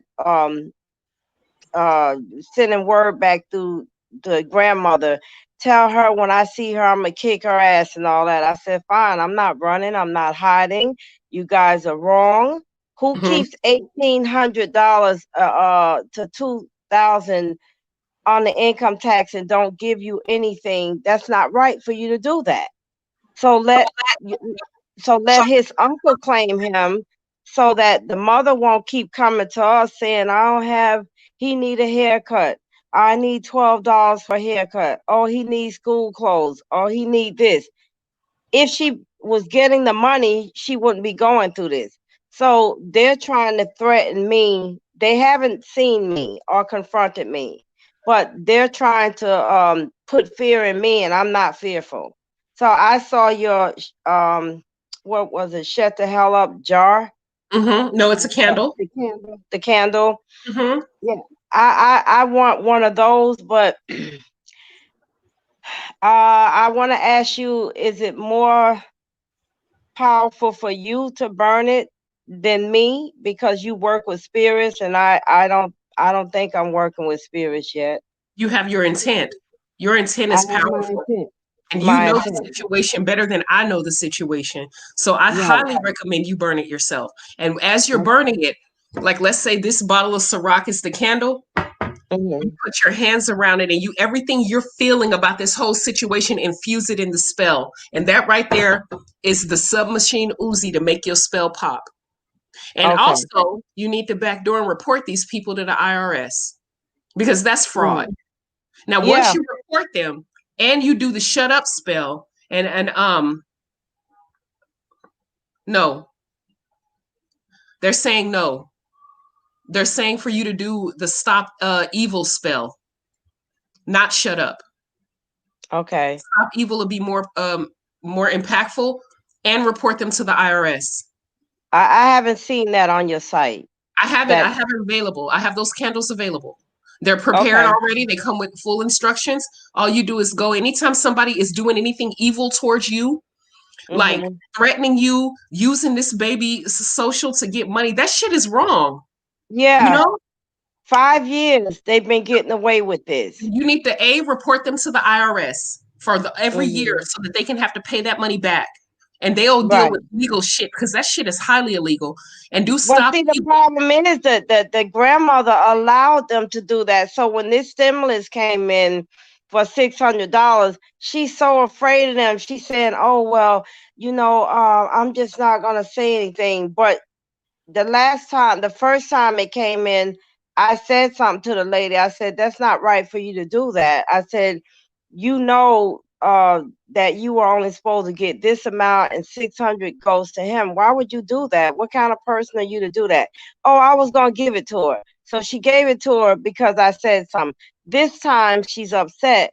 And I guess there's talk that another one's coming eventually. Yeah, it So is. they're, So yeah, you so they're definitely need, upset. yeah, you need to Yeah, stop so they're evil. upset because they're saying, "Oh, look at all the money we're losing. We're not gonna get." But then you ride past this house, they're in back of them. You don't even speak to them, and who keeps that kind of money from someone? You know, and Yeah, and that's and not and cool.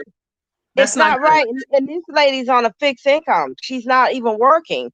The grandmother, she's on a fixed income trying to take care of her grandson, which her daughter can't. So she comes to us all the time, and this is affecting my household because if you were getting your money, you wouldn't have to come to us like this. Stop You evil. know, Call the yeah. IRS. Okay, I don't know. I only know their names and address. I don't know date of birth or anything like that. You got the address and you got the name. That's more than enough. Okay, all right. And when this stuff wait, So what do okay. I do? Write it a petition or? You don't have to write anything. You when I told you you put your intent in it, Mm-hmm. yeah, you need to stop evil and return to sender. That's okay. You have to decide if you want to do return to sender. That sends it back to them so that bad shit happens to them. Stop evil just stops them in their track, dead from doing what they're saying they're going to do. If you want to fuck them up, send that Mm-hmm. shit back to them. If you just want them the evil to stop with nobody getting fucked up, then do stop evil. Your choice. Okay. And I want Okay. you to report back to me to let me know what happens. Plus, they need to be held accountable by the government. Right. Well, I have to get those items from you. So I always get my stuff from you. Thank I you. trust you on this. Thank you so Yeah. much. But I want to ask you, being that I burnt the what was it you sent me, the gold candle, the good luck, Hmm. and the road opener.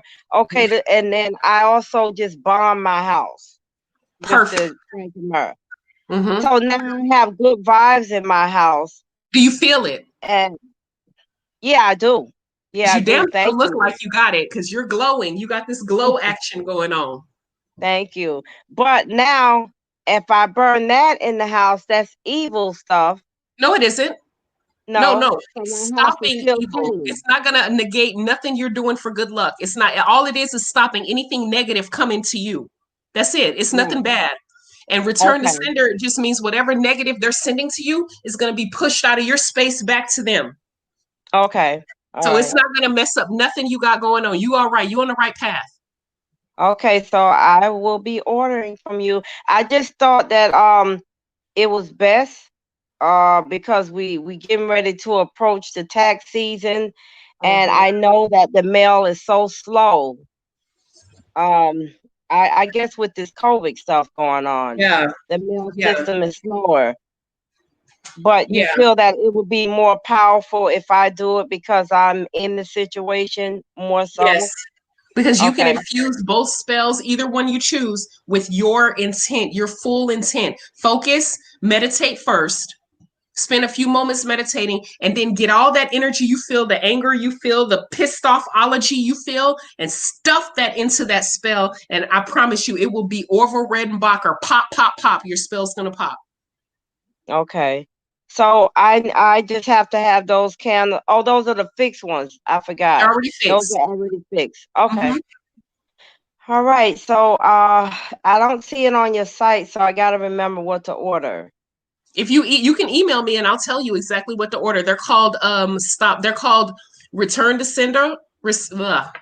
Return to sender or nice try, Hmm. bitch. I have it named both. And then the other Okay. one is stop evil, or I think it's jinx removal. Either one. Okay. They're both there. I can't remember how I named them, but they're both there. Just look on my Okay. website. All Okay. righty. Thank you so much. You're more than welcome, baby, but goodbye. Bye now. I just love her. Hi, Kimmy. Hi, can you hear me? I sure can. How are you? I'm good. How are you? I'm well.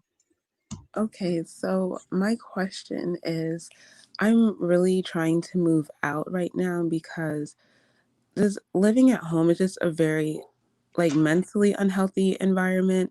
Like I moved out of my mom's house at 19 because that was like I just come from a toxic family basically, and I knew that moving in with my dad was going to be temporary because that wasn't really what I wanted to do, but it was what I had to do. Hmm. And now I just feel really stuck. And I don't know if there's like a spell to help me. Like yesterday, I was like, we were going somewhere to look for furniture. And when I was sitting in the car, like I just felt all this loneliness because I just live with him now. And I had to leave my sister behind with my mom, which is something that I felt a lot of guilt for because I knew the environment I was leaving her in. But I wouldn't have been able to like go to school or accomplish any of the things that I have now if I didn't leave. And I was trying to like I started a new job that I really like. Um and I was trying to tell him about it and he just like cut me off and was talking about something else. So it's like there's no real human interaction and I just felt so much loneliness and I just feel like I would feel better if I just lived somewhere else. So I don't know if there's a spell that can help me like move out somehow because Do I you can have see. do you Mhm. have any blockages stopping you from getting your own place? I mean, besides finances, that's kind of it. Road opener. Like, okay, Open the road so that good luck and financial influx can flow inside your life. okay, That's what I would do, baby. okay. Thank you. You're more than welcome. The beauty about a road opener spell is that it opens the road for all good luck on every front. Like the job you like, you burn that shit, you might get a promotion a week later, make it or a raise. Good luck, just it on every like aspect of your life. Just good luck will just flourish. Now, if you're dealing with a situation where you're dealing with a serious issue, I would do a holy death road opener. Okay, That's and it doesn't kill anybody. A lot of people get scared by the name, like, oh my God, you want me to die? No, no. Holy death just kills whatever anything that's negative that's blocking you for a serious situation. It would be like comparing a handgun to a machine gun. Both will kill you, but one kills you different. But holy death doesn't kill anybody. It just kills an obstacle that's in your way. It okay, kills the intent for the enemies. That if you have enemies, like you're dealing with some shit, like a serious court case or a serious situation or serious blockage, it'll kill that situation so that the road can be blasted open for good luck to flourish. okay. And I have one more question. Mm-hmm. So I moved out, it like really affected my relationship with my sister. And I remember the day like I made the decision I was going to move out, and I told her, and she said like, "Do you not like me anymore?" And How old is your sister? um now she's 21, but at the time I think she was like maybe 16 or 17. So she's older now. And like at the time I think she still understood why I had to go, but she like I think she secretly resented me for it, and she didn't want to like say it. So there was like a long period of time when she like wasn't talking to me, and there was always like a lot of tension. So now our relationship's a lot better. Like it gradually improved over the last 3 years, but it's still not really like how it was before. And I don't know if like the Rose of Jericho would help with that or not. Rosa Jericho would be an excellent tool, but let me tell you, one thing you got to understand about kids, and she was 16 at the time. Anytime they deal with, they always like to knee jerk blame themselves. That's why she came at you like, is it me? What is it me? That's just how children think. So the Rose of Jericho is an excellent spell to use if you want to awaken something that's dead. It's also nicknamed the resurrection plant. So you just sit it in water. And if you want, you can break off little pieces of it and place it in different parts of your home or a mojo bag. But you sit it in water and you put your hands around it and you speak to the plant. The plant represents that dead situation, whether it be your finances. In your case, it'll be your relationship with your sister. And over time, you're going to watch that plant come to life. And every single day, you speak into it every day. And you'll notice a big difference in your sister's relationship. You also can do a sweetening spell on your sister. Put her in a honey jar, you and her together in a honey jar, and work it. You can do both at the same time, and you'll see major results. Okay. Thank you. You're welcome, baby. Okay. Bye. Bye-bye. Hi, Ethical Witch. Hi, how are you? I'm well, and yourself? Good, good. I just want to first say I appreciate all the little stuff that I get from you and your little extra treats that you stick in there. I love it. You're welcome, sweetheart. I have a problem with my husband. Mm-hmm. And I probably let it go on too long, but I really put my foot on his neck this past year with his controlling, obsessive nature. Like I can't, and the snide comments all the time. It's just got to a point now. I can't even take it. Like I have taken a great deal of restraint not to, do some business, I guess, in a nice way. Mm-hmm. But I mean, he's a good guy. I don't know if it's a mental health issue or if it's just the way he was raised or what. But man, he is just on me like all the time. Like I can't go see my friends without him calling me incessantly. It's I don't have any space in the house. Like if I'm doing something, my own little meditation, or if I'm trying to, do some candle work or something, he's all up in my business. I'm like, will not back up. And that's with me even telling him, man, you need to move around. You need to go sit down somewhere. And like in the snide comments, I can't do that either, man. I just, I can't take it anymore. So I don't want to hurt him, but at the same time, I want to help him, whether he stays with me or doesn't stay with me, because it's my place. And the relationship that he's destroyed with my kids, he's wanting me to get all up in the middle of that and try to fix that. And I put my foot down. I've set a real, boundary there. Like, no, you created that monster. I'm not getting in the middle of that. So Okay. you tell me if I'm wrong or right. Like, you tell me. First and foremost, your accent is so cute. I'm sorry. It reminds me of home. I love your accent. Okay. Secondly, you are 100% correct, 100% on the money, 100% right. I can't say you're wrong. I can't tell you that because I'll be lying to you. Okay. And what can I do to help him? I guess like if I don't know, that deep part of me really wants to, wants to put it to him, but I can't do it. I just can't, because that's just not right. I don't think he intentionally does these things. I think that it's just the way he was raised, and I shouldn't have ever allowed it to begin with to get this bad, Yeah. and that's my fault. So I do take part in the way that it's gotten, but once I've set that boundary, I need somebody to respect that boundary. I would do skull commanding spell on him. I got plenty of skulls I done got from you, I tell you. You have a Girl, I got every color, like 2 or 3. Do you have a blue one? I sure do. Okay, stuff that blue one with mugwort, Okay. licorice root, Got that. and a petition paper of what you want him to do. Okay. Coat that skull with commanding oil. I got that too. And put your intent in it and watch him change.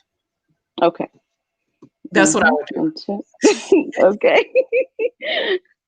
But you're 100% right. Like I mean, there's nobody in the damn chat that believes you're wrong. You are so 100% correct, and I commend you because A, I love your name because I'm an ethical witch too, and B, you could have fucked him up, but you're like, I'm trying to be good. I love it. I'm trying to be nice. I'm gonna do it, man. I'm gonna stay strong. Oh man. Thank you so much for your support. I really appreciate it. Thank you so much. You're more than welcome. And let me know. You need to tap in again so I can know what the hell's going on. Okay, I'm gonna okay. I want to know. Okay, I will. Okay, bye-bye. Bye. Hi, Kay. Hi, how are you? I'm well, baby. How are you? Talk to me. I'm doing good. I have a question for you. Mm-hmm. Hopefully you can help me. Can you hear me? Mm-hmm. I can hear you well. Okay, because it's like you're going in and out, but I just want to make sure. Maybe it's my earpiece. I don't know. Okay, so my question is this: how do you help? Last year I was in a relationship, and me and my ex we broke up, and my daughter, my youngest daughter, is having a real hard time with it. She's not his biological child, but they were very close. And when we broke up and he put us out the house and we moved out, he told her he was going to keep in touch with her, and he has not. And she's having a real hard time with it, to the point where I even took her to go see a professional counselor, and that hasn't helped. So how old is the baby? She's 12. She'll be 13 in May. And have you reached out to him? Yes, he doesn't talk to me. He's blocked my phone number. He blocked all my children's phone number. He doesn't have anything, won't say anything to me at all. Okay. And so I tried everything I did. I even at one point in time, I was feeling guilty of myself because I felt like I'm a very strong person, and I put my children in a situation for us to. Let me give you a backstory. I moved out of my condo. I never have ever moved out my own place to live with anyone. And so we've been in a relationship, was in a relationship, and I was like, okay, my lease was coming. I'd be like, well, would you come move in with me? I was hesitant, but I did anyways. I felt like we was moving in the right direction and everything else. And so he just have a lot of like insecurity issues himself that he have to deal with within himself. And so he would get mad and upset about stupid little stuff. And then it just boiled over. And every month it was something that he was getting nitpicking about to the point where I was like, okay, enough is enough. You need to stop. I'm not cheating. I'm not doing anything. He didn't like the fact that I made more money than him. He didn't like the fact that I'm a supervisor. He's just stuck in his position. So I don't know what it was. I tried my best to help him, but it was always something. No matter what I did for him, it was never enough. He was never satisfied. But granted, when it came to the kids, he did very well with them. He stepped in when their own dad wasn't there. When their grandmother, I'm about to cry, but when their grandmother sadly died last year due to a car accident and a blood aneurysm, she died. And he was there to help the girls through it emotionally. And so I kind of figured, like no matter what he did, I kind of put it to the side because when we were at our lowest dealing with that, he was there. And so it all came to a head last September. he got mad and said that we had to move. Good thing about it was that while I was there with his house, in his house with him, with his parents' home, I saved money so I was able to move out. But then I started feeling guilty because I felt like I left my children security and our independence to move in with him. And now here we are out again, and my 12-year-old is having a hard time because he doesn't talk to her. He told her, once we move out, I'll continue to talk to you and I'll always be your dad. And now she's like, she don't know what to do. I got a counselor. I took her to counseling a couple of times. She won't talk to the counselor. Every time I ask her what's going on, she just says she want him back in her life. She want her dad back. And I don't know what to do. Around Thanksgiving and Christmas was really hard. She was in this real bad thing. I did the self-love spell that you had. I did that. That kind of helped a little bit, but it's like she's in a funk. And I know girls need their dad. They I do. tried. And so it's hard. I feel like me as a parent, as a strong mother, I felt her because I put her in a situation where I thought this was going to be our forever home, and it did end up like that. And it's like I don't know what to do. I don't know where to go from here. Like I said, I tried to call him and talk to him. I see him at work like last week because we worked together, not in the same. I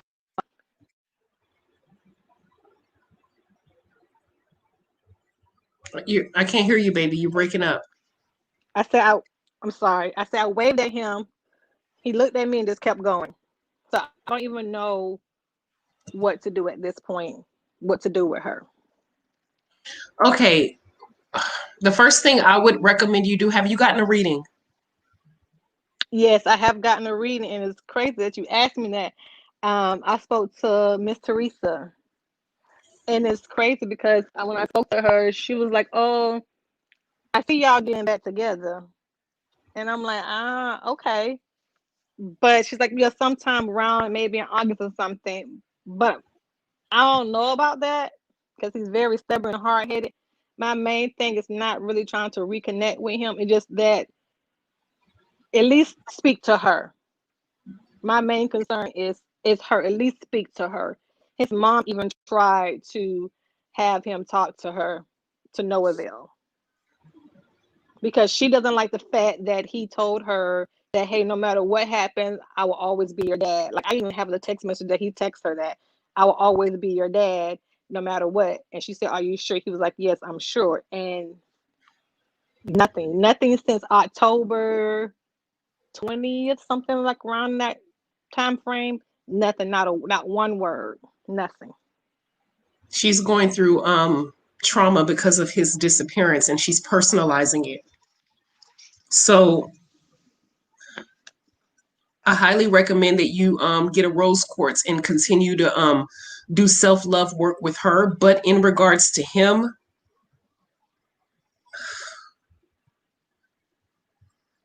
And see, I now don't he's know. seeing someone else, and no, I know. I told her that because she was like, well, "Mom, can we just go over there? I want to see my dad."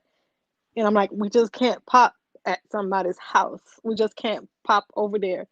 And so we had got him a shirt, and it says, "You're not just a stepdad. You're the dad that stepped up." And she got him a gift card to Cold Stone Creamery here where we live at, and we know that's a place that he likes. He didn't even call and say thank you or nothing to her for her doing that.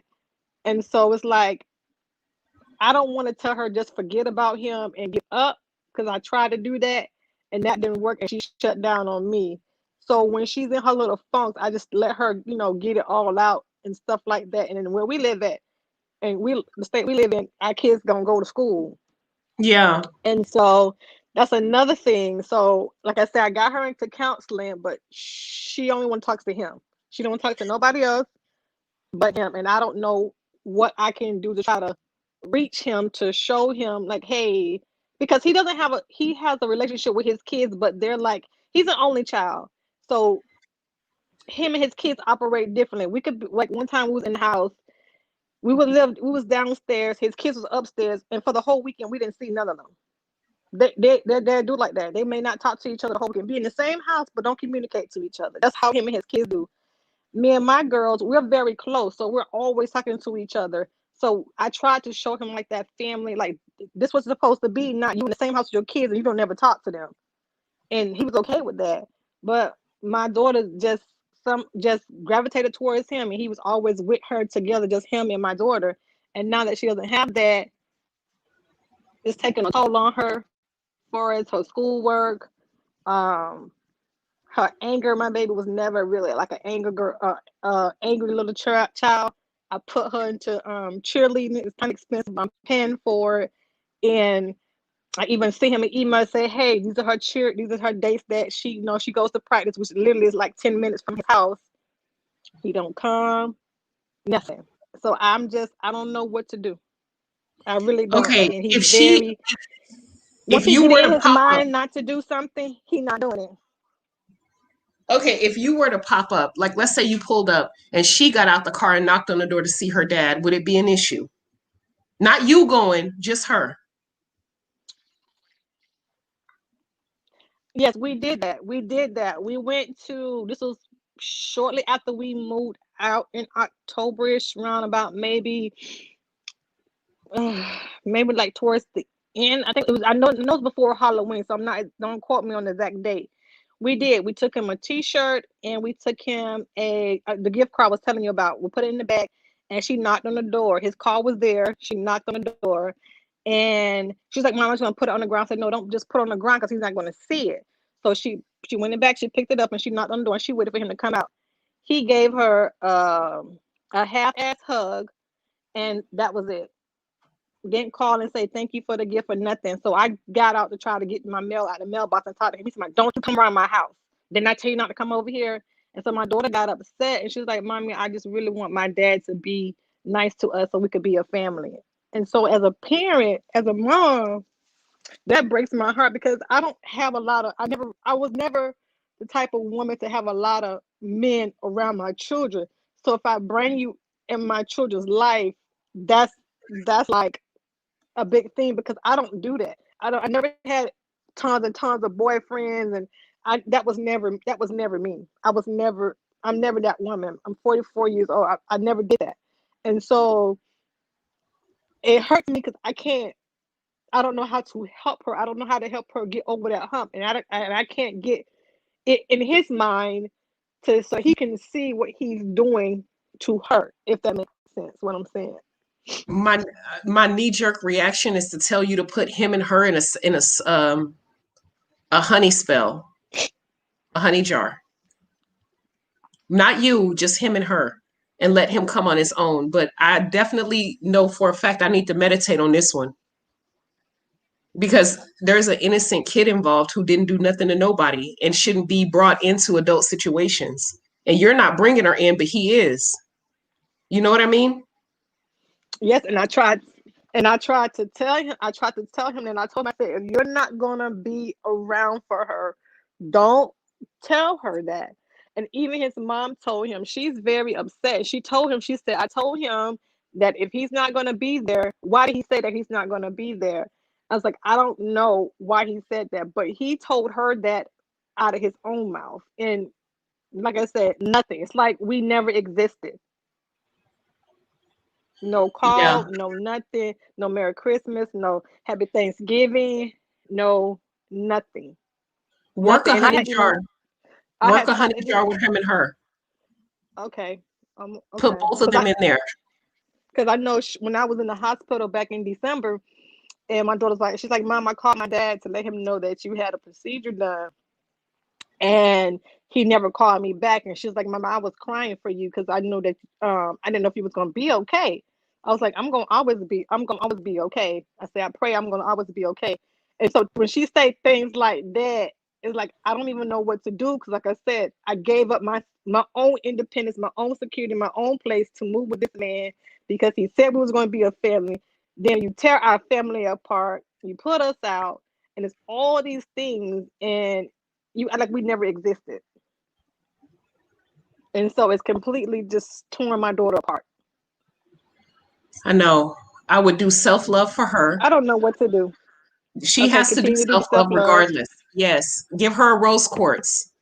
Does she have one? Yeah, but I went to the store. Yeah, I went to the store, and I took her in there with me, and she was like, "Mommy, what's all these candles and all these dolls?" So she was asking like all these questions and stuff, and I was trying to break it down to her. I actually I got a little bag, and I said I put the rose quartz crystal in there, and I said you always put this in your pocket whenever you feel like you stressed or you need something to take it out, and you rub it, but you put it back in your pocket in this little pouch, because I was listening to your videos, and I looked at the paperwork. I mean the stuff you wrote about what different kind of crystals and stuff like that. Mm-hmm. And so I did get her that. I got her another one. I can't remember the other one that I had got there too. I got her some like the Himalayan one for stress or whatever. I Mm-hmm. got her that crystal as well. But like I said, she's 12, so I'm trying to, as I'm reaching out on different stuff, I'm trying to bring her along with me, because it's only me and her live here in the house.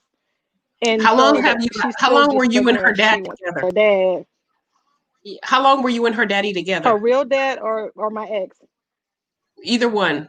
my ex or her real dad. Okay. How Well, long have you me and my and ex your was ex? together for 2.5 years.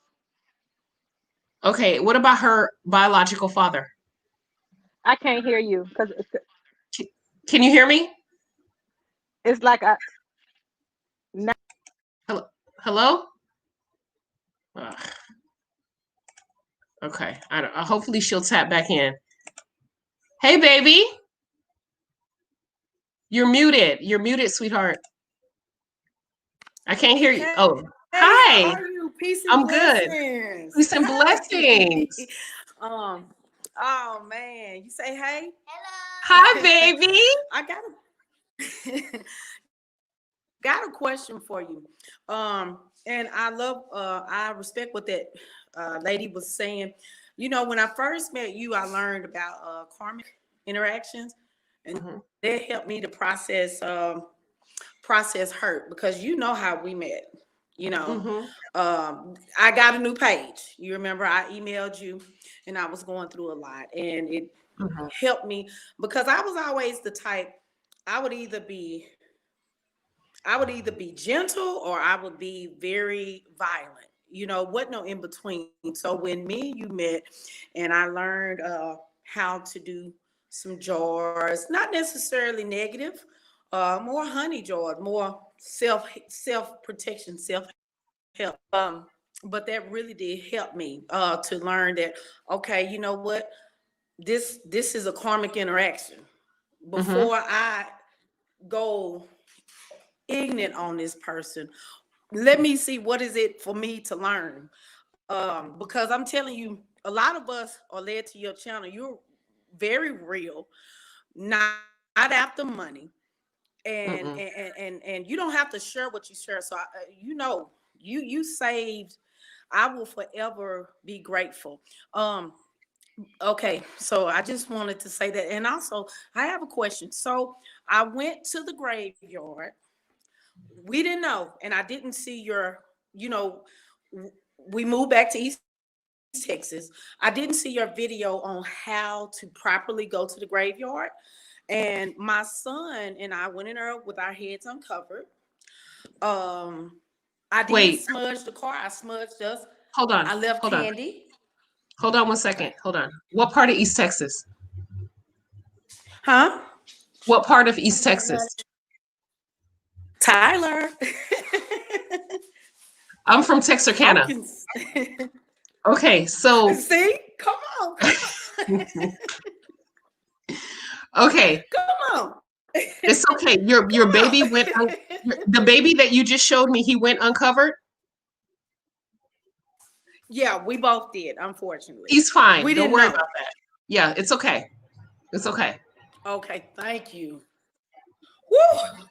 Because I said, you know what? We didn't go asking for anything. Even like Mhm. now, I'm still, besides what I did, as you can tell, still got what I got from you the other day. I still Mhm. have not worked it, because I still need to do a lot of more research. But that's what I was asking. I felt this calmness come over me after I left, and it said y'all were protected. We just went to say hi to our kinfolk who we had not seen in many years. And that's what Okay. I wanted to know was, were we protected? Yeah, you're fine. Your baby's fine. Mama, the couple of the death loas that live and guard over the cemetery would never hurt your baby. You're fine. And you didn't know. Um, did you go in with a humble heart or an entitled heart? No, humble, very Okay, humble. I you're stayed fine. there. Whatever I ate, I left it. Okay. You're And fine. that's why Just I was next saying I time you didn't go go. asking for anything. Okay. Yeah, just next time Okay. you go, make sure you cover your head, but your baby's fine. He's good. Mama Brigitte Okay. rules over the And, cemetery and she loves children and she protects children. So he's super safe there. You ain't okay. got to worry about that. Okay. Okay. Okay. And look, Oh, okay. You feeding them, huh? thank you. Yeah. Okay. Thank you. And I appreciate all you do. This is my new You're more page, and than I got a new welcome. Facebook Okay. page too. All righty. Bye-bye. Peace out. Hey, Kay, you're back. I see you're back. Hey. Yes, ma'am. Sorry Okay, about that. I sorry. don't know what I can happened. hear you clearly. I can totally hear you Yeah, clearly now. yeah, I can hear you clearly now too. I couldn't hear you. It's like you was going in, and I could see your lips moving, but I couldn't hear what you were saying. Okay, I'm gonna advise you to just not keep pushing the issue with her visiting him. You've tried everything, and the rejection is going to continuously erode her self-esteem, and we don't need that. Yeah, I wasn't pushing the issue for her to see him. She was pushing the issue to me for me to take her Right. to see him. And I keep telling her, no, we just can't. We just can't do that. We just can't go over there. And she's like, Mom, every time I call, I go to voicemail. So I just don't know. I just don't know as a mother, as a parent, what to do because it's hurting her, and I don't know how to fix it, or I don't know how to fix it. As parents, we try to fix things. I feel helpless because I don't know how to fix it for her. Well, here's the thing. You didn't do anything for you to fix. It would be different if you were keeping her away from him. Then I'd say fix it. Yes, But ma'am. being that you have an open door to allow him to come see her anytime he wants, and even though you understand that the two of you aren't together, that doesn't have anything to do with his relationship with her, then I'm not saying you have to fix anything. But the question that I do have is what's up with her biological father? Because this baby is reaching out for masculine energy. She wants a father figure in her life. What happened with him? Her biological father, when she was about 2 years old, he went to prison. He was in prison up until she was about 6 years old, I think.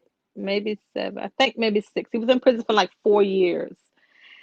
And he got out. But while he was in prison, I allowed his mother, the one who passed away suddenly, I allowed her to take her and my other daughter to go visit him. So she would have some type of a relationship, even though it was behind, even though I was against that. I went against what I believe and allowed her to go see him. So she knows who her biological dad is. Do they have the best relationship? No, because he has not tried to fix it. When he got out of prison, he decided that he wanted to basically quote unquote make a better life for himself, but in return, he was hurting his daughter because he never really got a bond with her. He just moved to another city, then he moved to another state, and after he moved to that state, he eventually moved back to the state that we're from, just like 2 years ago. So she never really had a really really close bond with him, and I think that's most or probably the reason why she drew so attached to my ex, because we were involved. We tried to get our kids together. We would take the kids on trips. We would do family things. So that's what she knew. And it took me a long time to even bring him around my children, because that's just like I said before, I just was not that woman that just bring men after men after men. That was not me, because I Right. do have girls.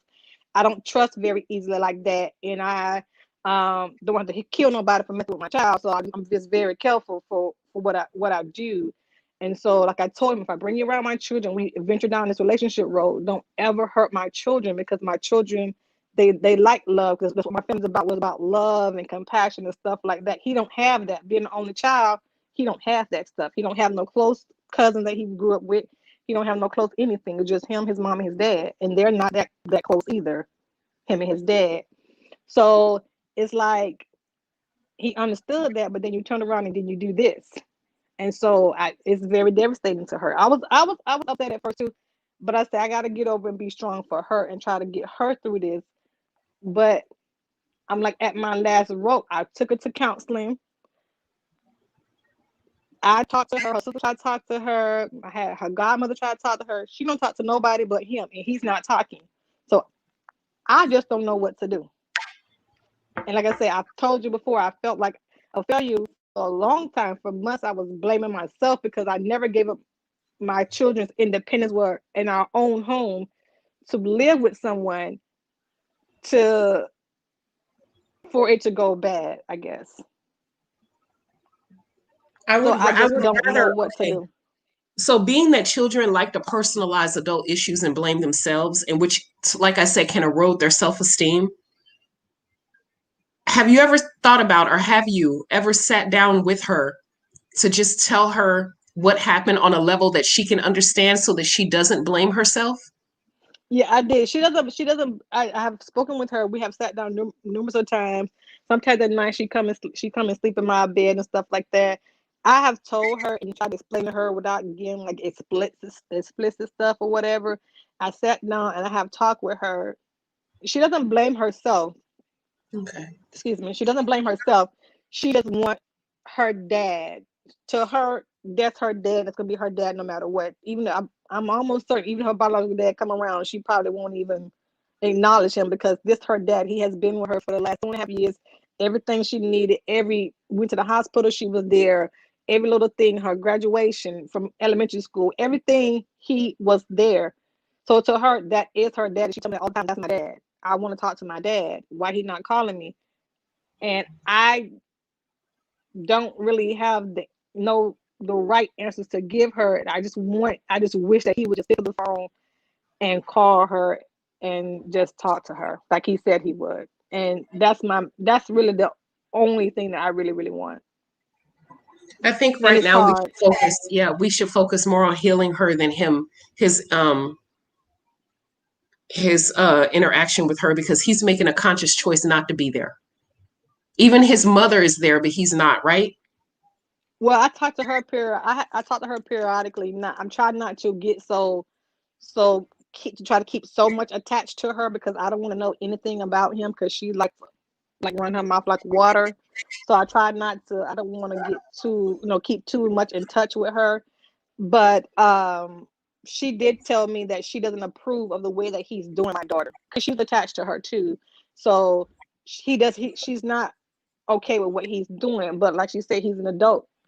She can't control that, but she did express her concerns to him. Why is he doing it? And why did he tell her that if he wasn't going to go through with it like he's supposed to? And that's my thing. Is like, you should never told her that, and then you turn around and don't do what you say you're gonna do. And he has never done that before. He has never told her he was gonna do something. He did not do it. So for her, it's like, wow, why? He don't love me anymore. Like, it's like really bothering her. So like I said, for me as a parent, as a mother, that bothers me when I can't fix her problem. I don't know how to I know, fix it. I And know, I try to talk and to I her every day about it. And it's just like it some days I just get in the shower and I just let it all out, because I don't know what to do. I think the reason why you feel so much guilt is because you feel like you put her in this position to have her heart broken, and you didn't. Because had you have known ahead of time that he was going to do this, you never would have introduced him to her. Yep, So that's true. please don't blame yourself. He's making a conscious choice, and I truly believe that the reason why he's doing this is because of the new relationship he's in. Well, Does he before he even got into a new relationship, like I said, when we moved out the house in October the 8th of last year. That was my last day talking. No, actually, yeah, October the 8th. My last day of physically talking to him was October 13th. Her last day of communicating with him, I think, was like October 20 something. and that's it. No communication after that. After we dropped the gift off, nothing. No phone call to say thank you for the gift. No, nothing. And she wrote a card. She hand wrote him a card out. Say, hey, Dad, I can't wait till me and you can go get ice cream together like they used to do. And it's like, and she's like, you know how you when you was a kid, when you was little, for people who have Christmas Day, or the beginning of school, you get so hyped because you got new school clothes and you just waiting for the next day. That's her. She's just waiting for him to call and just waiting, and she gets upset when it don't happen. And I do everything I can. I put her back into cheerleading. She does that. I put her. She's in a another organization that she have monthly meet. I try to keep her busy so to keep her mind off of him and not focusing on him. But it's like for some reason she just goes back that she wants her dad. She wants her dad to come to her practice. She wants her dad, and I just don't know what to do. I don't know. And every day I taught her about burning her sage, so she has a little sage thing in her room with her little, I can't think of the thing you put it in to burn it to keep it from actually catching fire. The little, I can't think of the name of it. She has it there, so she burns that. She said that helps her sleep at night. I'm teaching her about that, but it's like everything goes back. She just asked me about him the other day. I don't know what to. I just don't know what else to do. And she calls him, she texts him. She has called him. She has called him. She has texted him. Of course, he can't see the text because he got her number blocked. Who blocks a 12-year-old kid? I don't know, but that right there is enough to tell me to tell you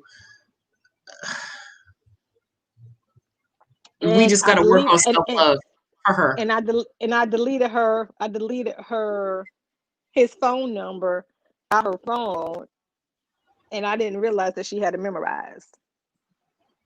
So I thought if I deleted it, that would be okay. And like I do self love. I tell her how beautiful she is, how pretty she is, all that kind of stuff. I do. I've just found your video on the self love. I did that. I burnt the candles for her, and I'm getting her some more in that. And the thing about it, she never prior to this, she never had any issues with like herself and all this kind of stuff. I just think that she really, that's her dad, and she really do love him like her dad and a daughter relationship, and she's distraught because it's no longer there. Yeah, G family, I hear you. I see what you said in the chat, and that's on the tip of my tongue about a cord cutting and a cut and clear spell for her, but I don't want to. And the reason why I have reservations about advising that one is because he could pop up at any moment. This is a sticky situation, and then she has no. I mean, do you guys understand what I mean? He could pop up at any moment. Like right now, he's being an asshole with his head stuffed up his ass, right? Yes, But if ma'am, he he pops is. up, right, and if he pops up and he decides, hey, I want to take you out for ice cream. Now she has ill feelings towards him and she feels nothing. So that's like, I don't want to throw the baby out with the bathwater by advising you to do a cut and clear on her, but I feel like that might work because her self-esteem can be severely affected by by his rejection during this stage, this age that she's formative years. You know what I mean? Yes, ma'am. I totally do, and I totally agree. Not like I said, I put it to different things, thinking like cheer. She loves to cheer. She's been doing cheerleading since she was 5, so I put her back into that, thinking that will get her mind off of it and stop thinking about him and stop thinking about being in the house. But it doesn't, because she was, like I said, she was like, oh, I'm gonna call my dad and tell him the days that come see me. So I said, well, okay, let me reach out to him. I emailed him and said, hey, these are the days that she goes to practice from this time to this time, this day, this day. She wants you to come see her. Cut and dry. I didn't say anything differently. I didn't say nothing else. And no response. No email back, no nothing. And I I didn't tell her that he didn't respond because I don't want to, get her down. I just like, oh, whenever he respond, I'll let you know. That was it. I just, and it's nothing. It's zilch. And he's a very stubborn. He's the type of person is when he don't want to do something, he's not doing it. And what does his He's mom not doing say? it. She's agreed with me. She said that she told him that he was wrong for telling her that he was going to be her dad no matter what, and he's not going through with his promise. She's not up for the bullshit. That's her son, but when he's wrong, she gets on him and tell him she's wrong.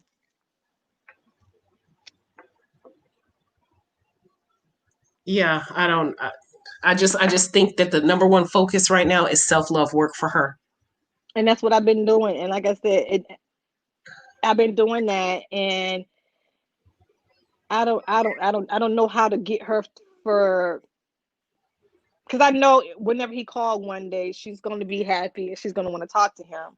And so I don't know if I want to just, like you said, do the cord cutting where if he calls and then now she hates someone, have ill feelings. I don't want my baby to hate anyone, Right. because that's not good. You know what I'm saying? Because I don't hate people. I just like a whole lot of people. Just like a whole lot of people, but I don't hate anyone. I don't want her to have to feel like she hates someone. I'm just Yeah. like, for me, it's like an emotional loss. I don't know where to go from here. If I seek out professional help, she won't talk to them. I talked to, I even had a Zoom conference with the guidance counselor at her school that she's really close to. She couldn't get through to her.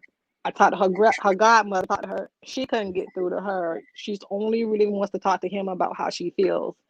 And he wouldn't pick up the goddamn phone to say nothing. I'm sorry for cursing. I'm sorry. It just makes me Oh, angry. curse. Shit, I curse all the goddamn time. But okay. So right now, the focus gotta be for her to just just heal, just focus on her healing. And he don't want to be there, he don't want to be there. I mean, we can't tie him up and lock him in a closet and force him. You know, he's consciously making a conscious effort to ignore her. So if that's what he wants, and he wants to sit up, and this is what I was talking about earlier, where he he is taking out his frustration and irritation on you with her, and she ain't did nothing to nobody. Let his ass go. Let him go. He's toxic, and maybe this is for her benefit.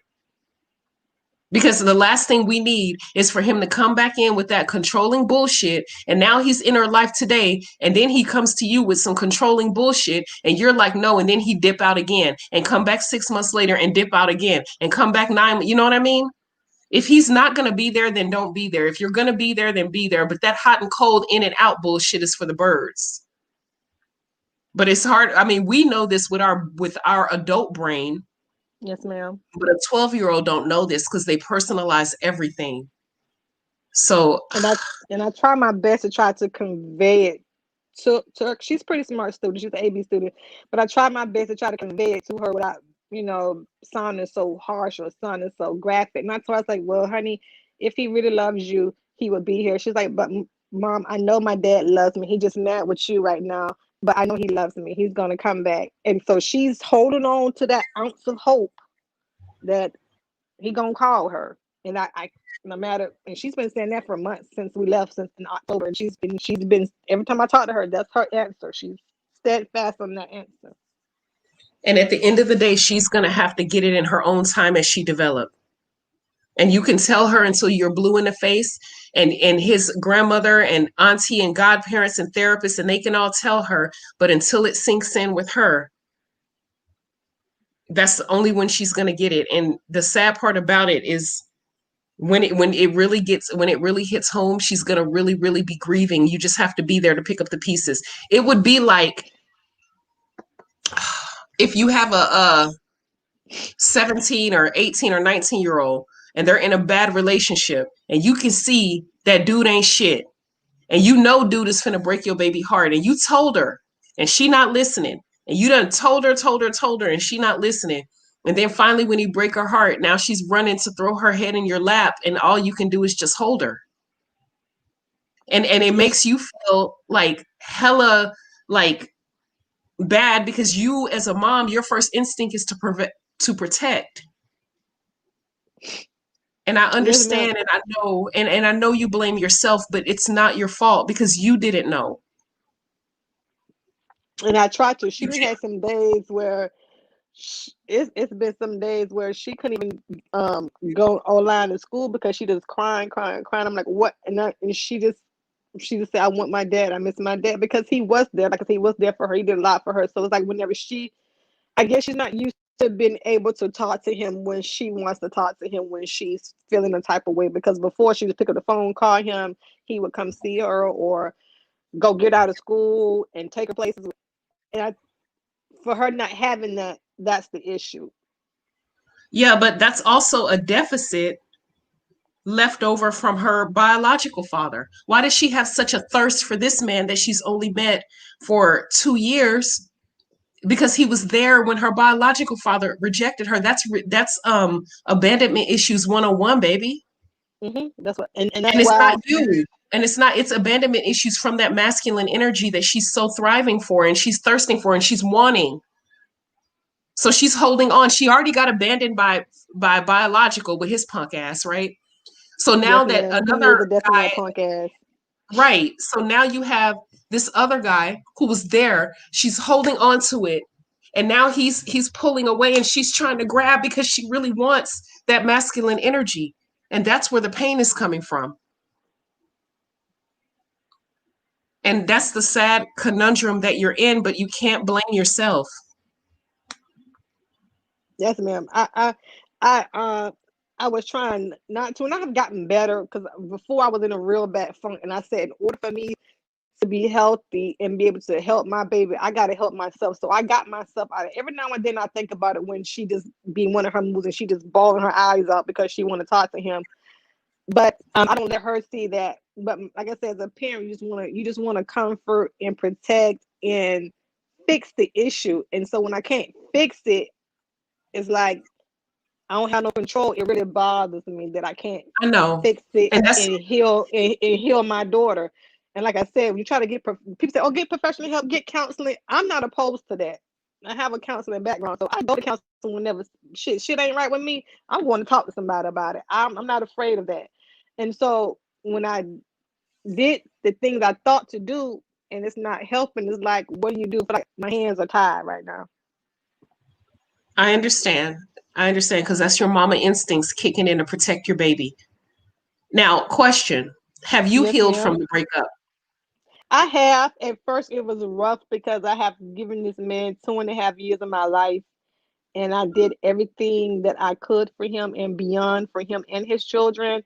At first, it was very, very difficult, but I looked at it's his loss because I am a good woman, and the next person, whenever that may be, no time soon comes along, they're gonna have them a good woman. So, yes, ma'am, I have. At first, I was like, oh no, I want him back. I said to myself, fuck him and the bus he rode in on. He gonna ride out on that same bus. Mm-hmm. More so, my concentration was trying to deal with my daughter and the way she feels, and me trying not to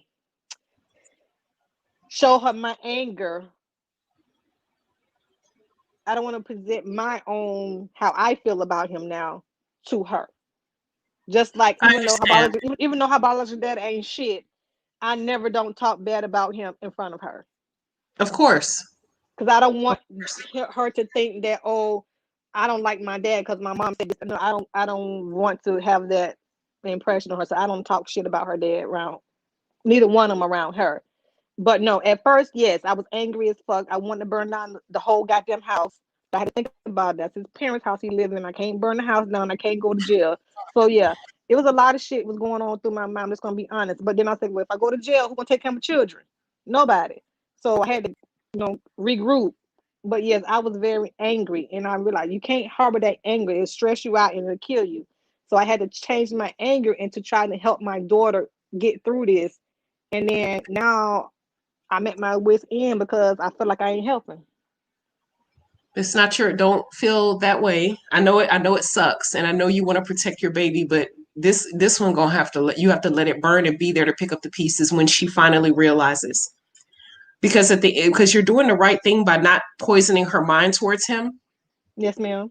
But at the end of the day, it's not your fault what happened. You were doing the best you could, and she really is thirsting after or is in need of that masculine energy, and he was there, so she latched on. Now And yeah, that's go not your ahead. fault, baby. Just try to work some self-love with her and yourself. And is the her biological father, is it just a rap for him? Like, Um, to be honest with you, with that, Lord rest her soul, his mother was the one that really stood in the gap and filled the void for him. She was very much of I'm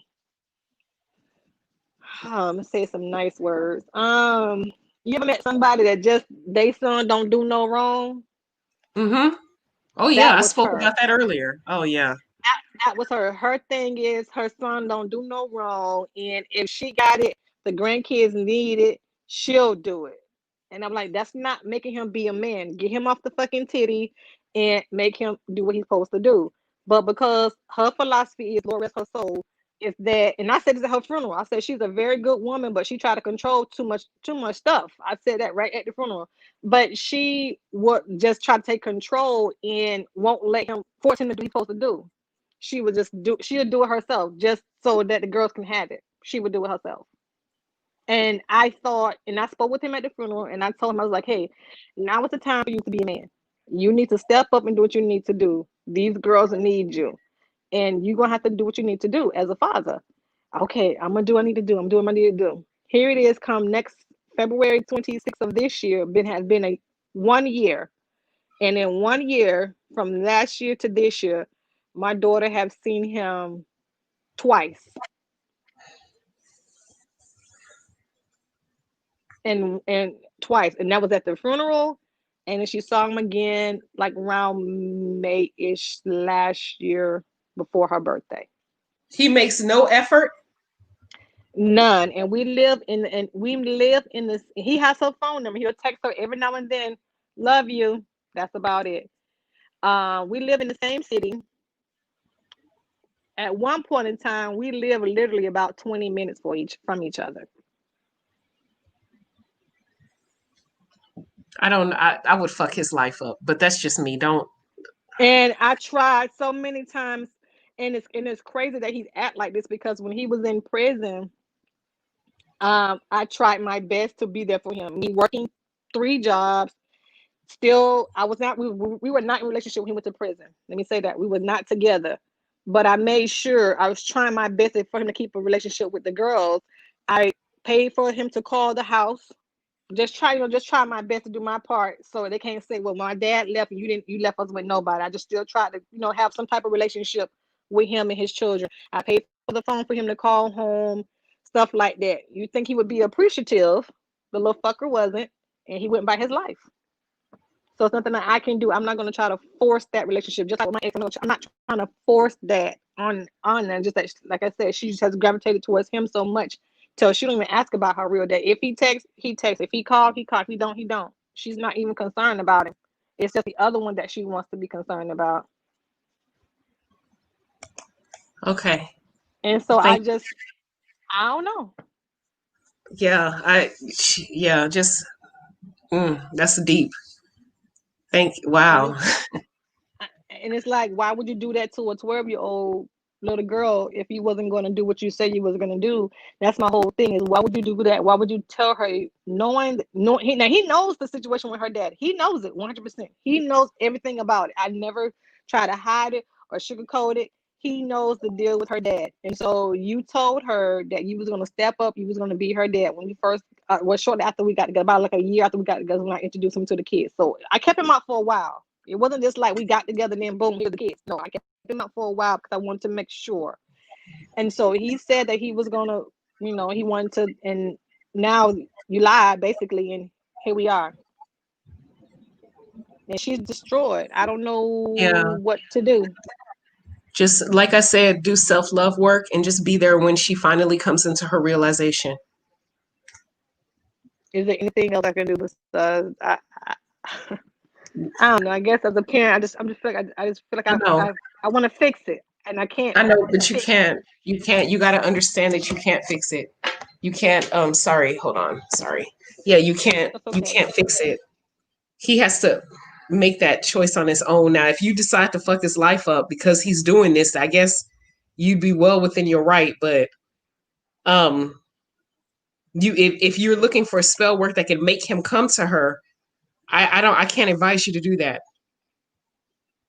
Oh no, I was just trying to. What can I? No, I don't think I want him to. I just want him to at least call her or talk to her, just so that she, even if it's not. I don't want. I don't think I want them to be reconciled. I just want her to get out that funk where she's constantly want to go over there. She constantly want to call him. She constantly want to do this, and it ain't working. It ain't work. I have Yeah, done the self love. I have done the self love spell on her, but the the self self love love is a work. continuous. The self love Yes, is a ma'am. continuous It is. maintenance. It's not one Yes, ma'am. It spell. is. Yeah. Oh no, no. I bought enough supplies to keep doing it. It's not like, yeah. When you said that, I bought enough to continue to keep doing it on her. I don't know if it. I don't know. I just don't know. I was going to get your role open account to see whether that will work. Just open up some airways or something. I don't know. I'm just, like I said, at my wit's end with it. I don't know. Yeah, I understand. But just keep me posted on the progress of what I happens. I will. Do you think I should get the role opener? The road opener removes blockages and allows good luck to flourish. I'm not sure if that would be effective here because Okay. there's really Okay. no blockage. It's just him being an asshole. Yeah. Yeah. Pretty No, much. you're not blocking him from seeing her. No, He's ma'am. I'm just not. making a conscious choice not to see her. He wants to not be there. And I'm So thinking he's doing, in my mind and how I feel. I never told her this. I think he's doing it to make me mad. probably, and it could very well be a control mechanism. You know what I mean? It could very well be a control mechanism. As a way, as a means to gain control over you and have you tap dance to his tune. But at the end of the day, I don't. Okay, you know how the United States has this rule where we don't negotiate with terrorists.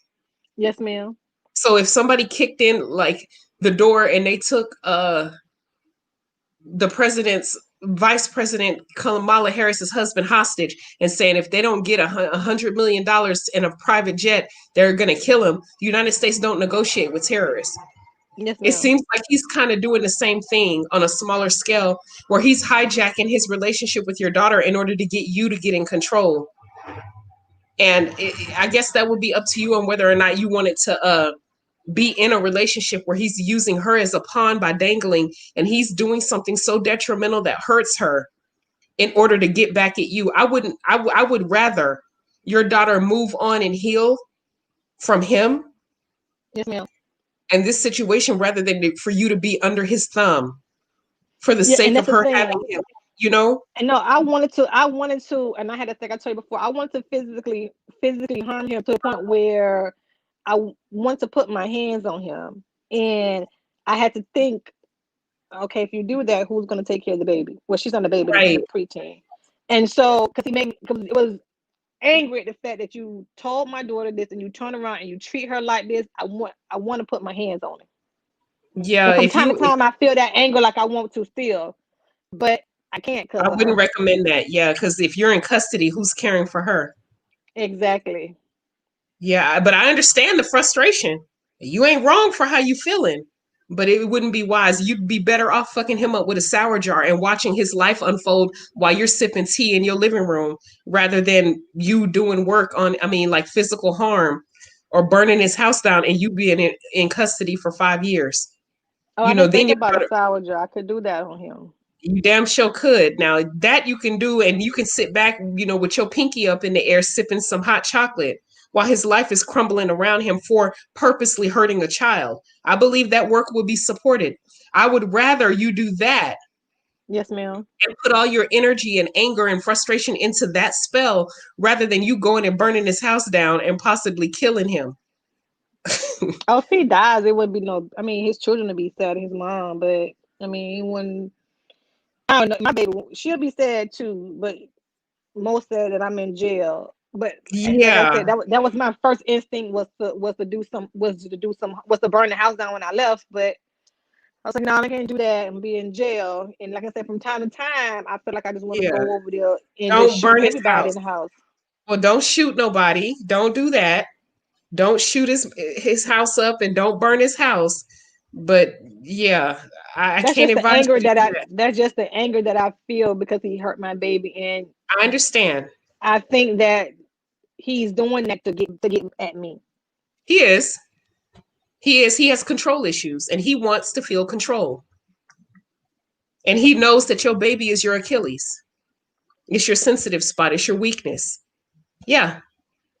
It's not so much his love for her as it is his hate and his desire to have control for you. So yeah, you're 100% correct in your assessment, baby. You are. But don't shoot his house up and don't burn it down. Don't do that. Yes, That won't ma'am. solve nothing. That'll fuck shit up worse. Now you calling me and now I got to do court case work to get you out of custody. No, don't do that. No, I'm not. Like I said, just as a mother, it just angers me, and it's like I try to do everything. I took her to the counts. I did everything, and she just won't stop thinking about him and asking for him, and it drives me crazy when I can't fix it, and she's crying all day long and all night long, and I want to go to my dad's house, and so I yeah, know. But I don't know what to do. I need you also to put your anger in check Yes, so that ma'am. it doesn't. Yeah, I Yeah, don't now when she comes to me crying and stuff, I be angry when I be in the shower. So when she's feeling down and stuff, I just try to be supportive, like, okay, well, baby, maybe one day he'll call you. Maybe one day he'll come around. I try to say all positive things to her. In her bathroom on her mirror, I put a whole bunch of stickies that have positive affirmations up for her. So I try to do everything I can to try to get her out of that funk. And it works for a little bit till something happens and she's like, you know what? I wish my dad was there. He would have took me over here. I'm like, I can take you. Like, no, mom, I'll go with my dad because we used to go over there. So any little thing that triggers a memory, she gets like in a real low space. I understand. Please, please, please don't forget to check in with us to let us know how what happens. No, I'm If gonna there's I'm any gonna do it movement beautiful. on this situation, any movement, check in and let your family know we're here for you. I will, and like you said, I'll go back and look at your sour jar spell again. I guess I put his ass in there. It's better than shooting his house up and burning it down. Don't do that. Yeah, Please yeah, don't do that. yeah, I yeah. beg you, don't do that. No, before I do that, send a smoke signal up to you or something. Okay. Before I do that, I know you You out don't. you on the West Coast. I'm on the East Coast, so I hope the back signal get to you before we get that bad. Yeah, But please don't. like I Oh my say, my gosh. main thing was just trying to figure out what to do with her since she's tied up in it. Okay. We're gonna work this out. But right, it's All gonna be a right. process. All right, please don't So forget to check in. I want so that I just continue to do the self love for her. How often do you think I should do that for her? Whenever you feel like her self-esteem is dipping, you keep doing it. Keep that rose quartz in her pillow or between her mattress by her head, and Okay. have teach her how to charge her crystals on a full moon, and have Yes, her work a ma'am. mojo Okay. bag, and you do a self-love candle whenever you feel like she's getting in a funk. You keep doing it. It's a continuous maintenance, and do yourself too. Okay. Is there anything else I can burn in her room besides that would help her besides sage? Yeah, frankincense cures depression on a charcoal disc in a fireproof dish. If you don't have one, you can go to my website. I use the abalone shell, and you get you a Uh charcoal disc and activate it with like a cigarette lighter or a match or a flame. And once it's huh. activated, you put some frankincense granules on it and it lets off a lot of smoke.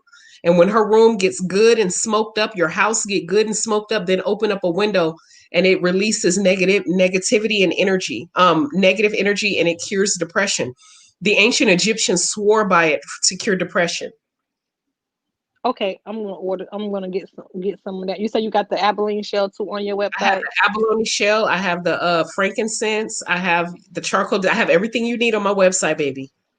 Okay, I'll get her some of that and see if that helps. I just have to get her another rose quartz because I only got her one. I just told her to put that in her pocket and take it with her wherever she goes. So I'll get another one. If you said put it in between her pillow. Yeah, you can put it in her pillow. You can put it in even just have her work the mojo bag. Just as she's sleeping, that rose quartz is going to emanate, send out unconditional love, self love towards her crown chakra, which is Okay. where it needs to be birthed. So she'll be, if she works that, is highly effective. Yes, ma'am. Okay. Alrighty. I'll keep you updated and from time to time I'll let you know where it is. Whenever I get a chance, I'll just send you an email or something. But I thank you so very much. Thank you everyone for commenting and listening to us. Just like I said, as a parent, it's just really hard when you can't help your baby. Okay. Yes, it is. And thank you. And thank you for your support. Bye-bye. Bye-bye. Y'all, this has been one hell of a live. I've been on here longer than I've ever had a live, but it was much needed, much, much, much needed. And I'm glad I was able to do this with you guys. Today is Martin Luther King Day. Don't forget to, if you're meditating, just meditate, thank him, pour libation, maybe sit out a little plate of food to feed him. I hope you guys have enjoyed this live. If you're in the market to purchase low-cost Voodoo supplies, you know, my website is always up and available. I want to send out a special thank you to New Year and to Joan. Thank you very much for the cash apps, you guys. I really appreciate it. Thank you. Thank you. And I am going to talk to you guys soon. I'm going to go ahead and go. I've been on live 3 hours, y'all. 3 whole hours. So I will talk to you guys soon. Ashe. Bye-bye. Oh, and one more thing before I go. Go to my Facebook group. We continue conversations there. Go to my Facebook group, but just remember my admins will not let you in if you don't answer all the questions. All of them. There's 4 of them, I think. Yeah, there's 4 questions. You have to answer them all. And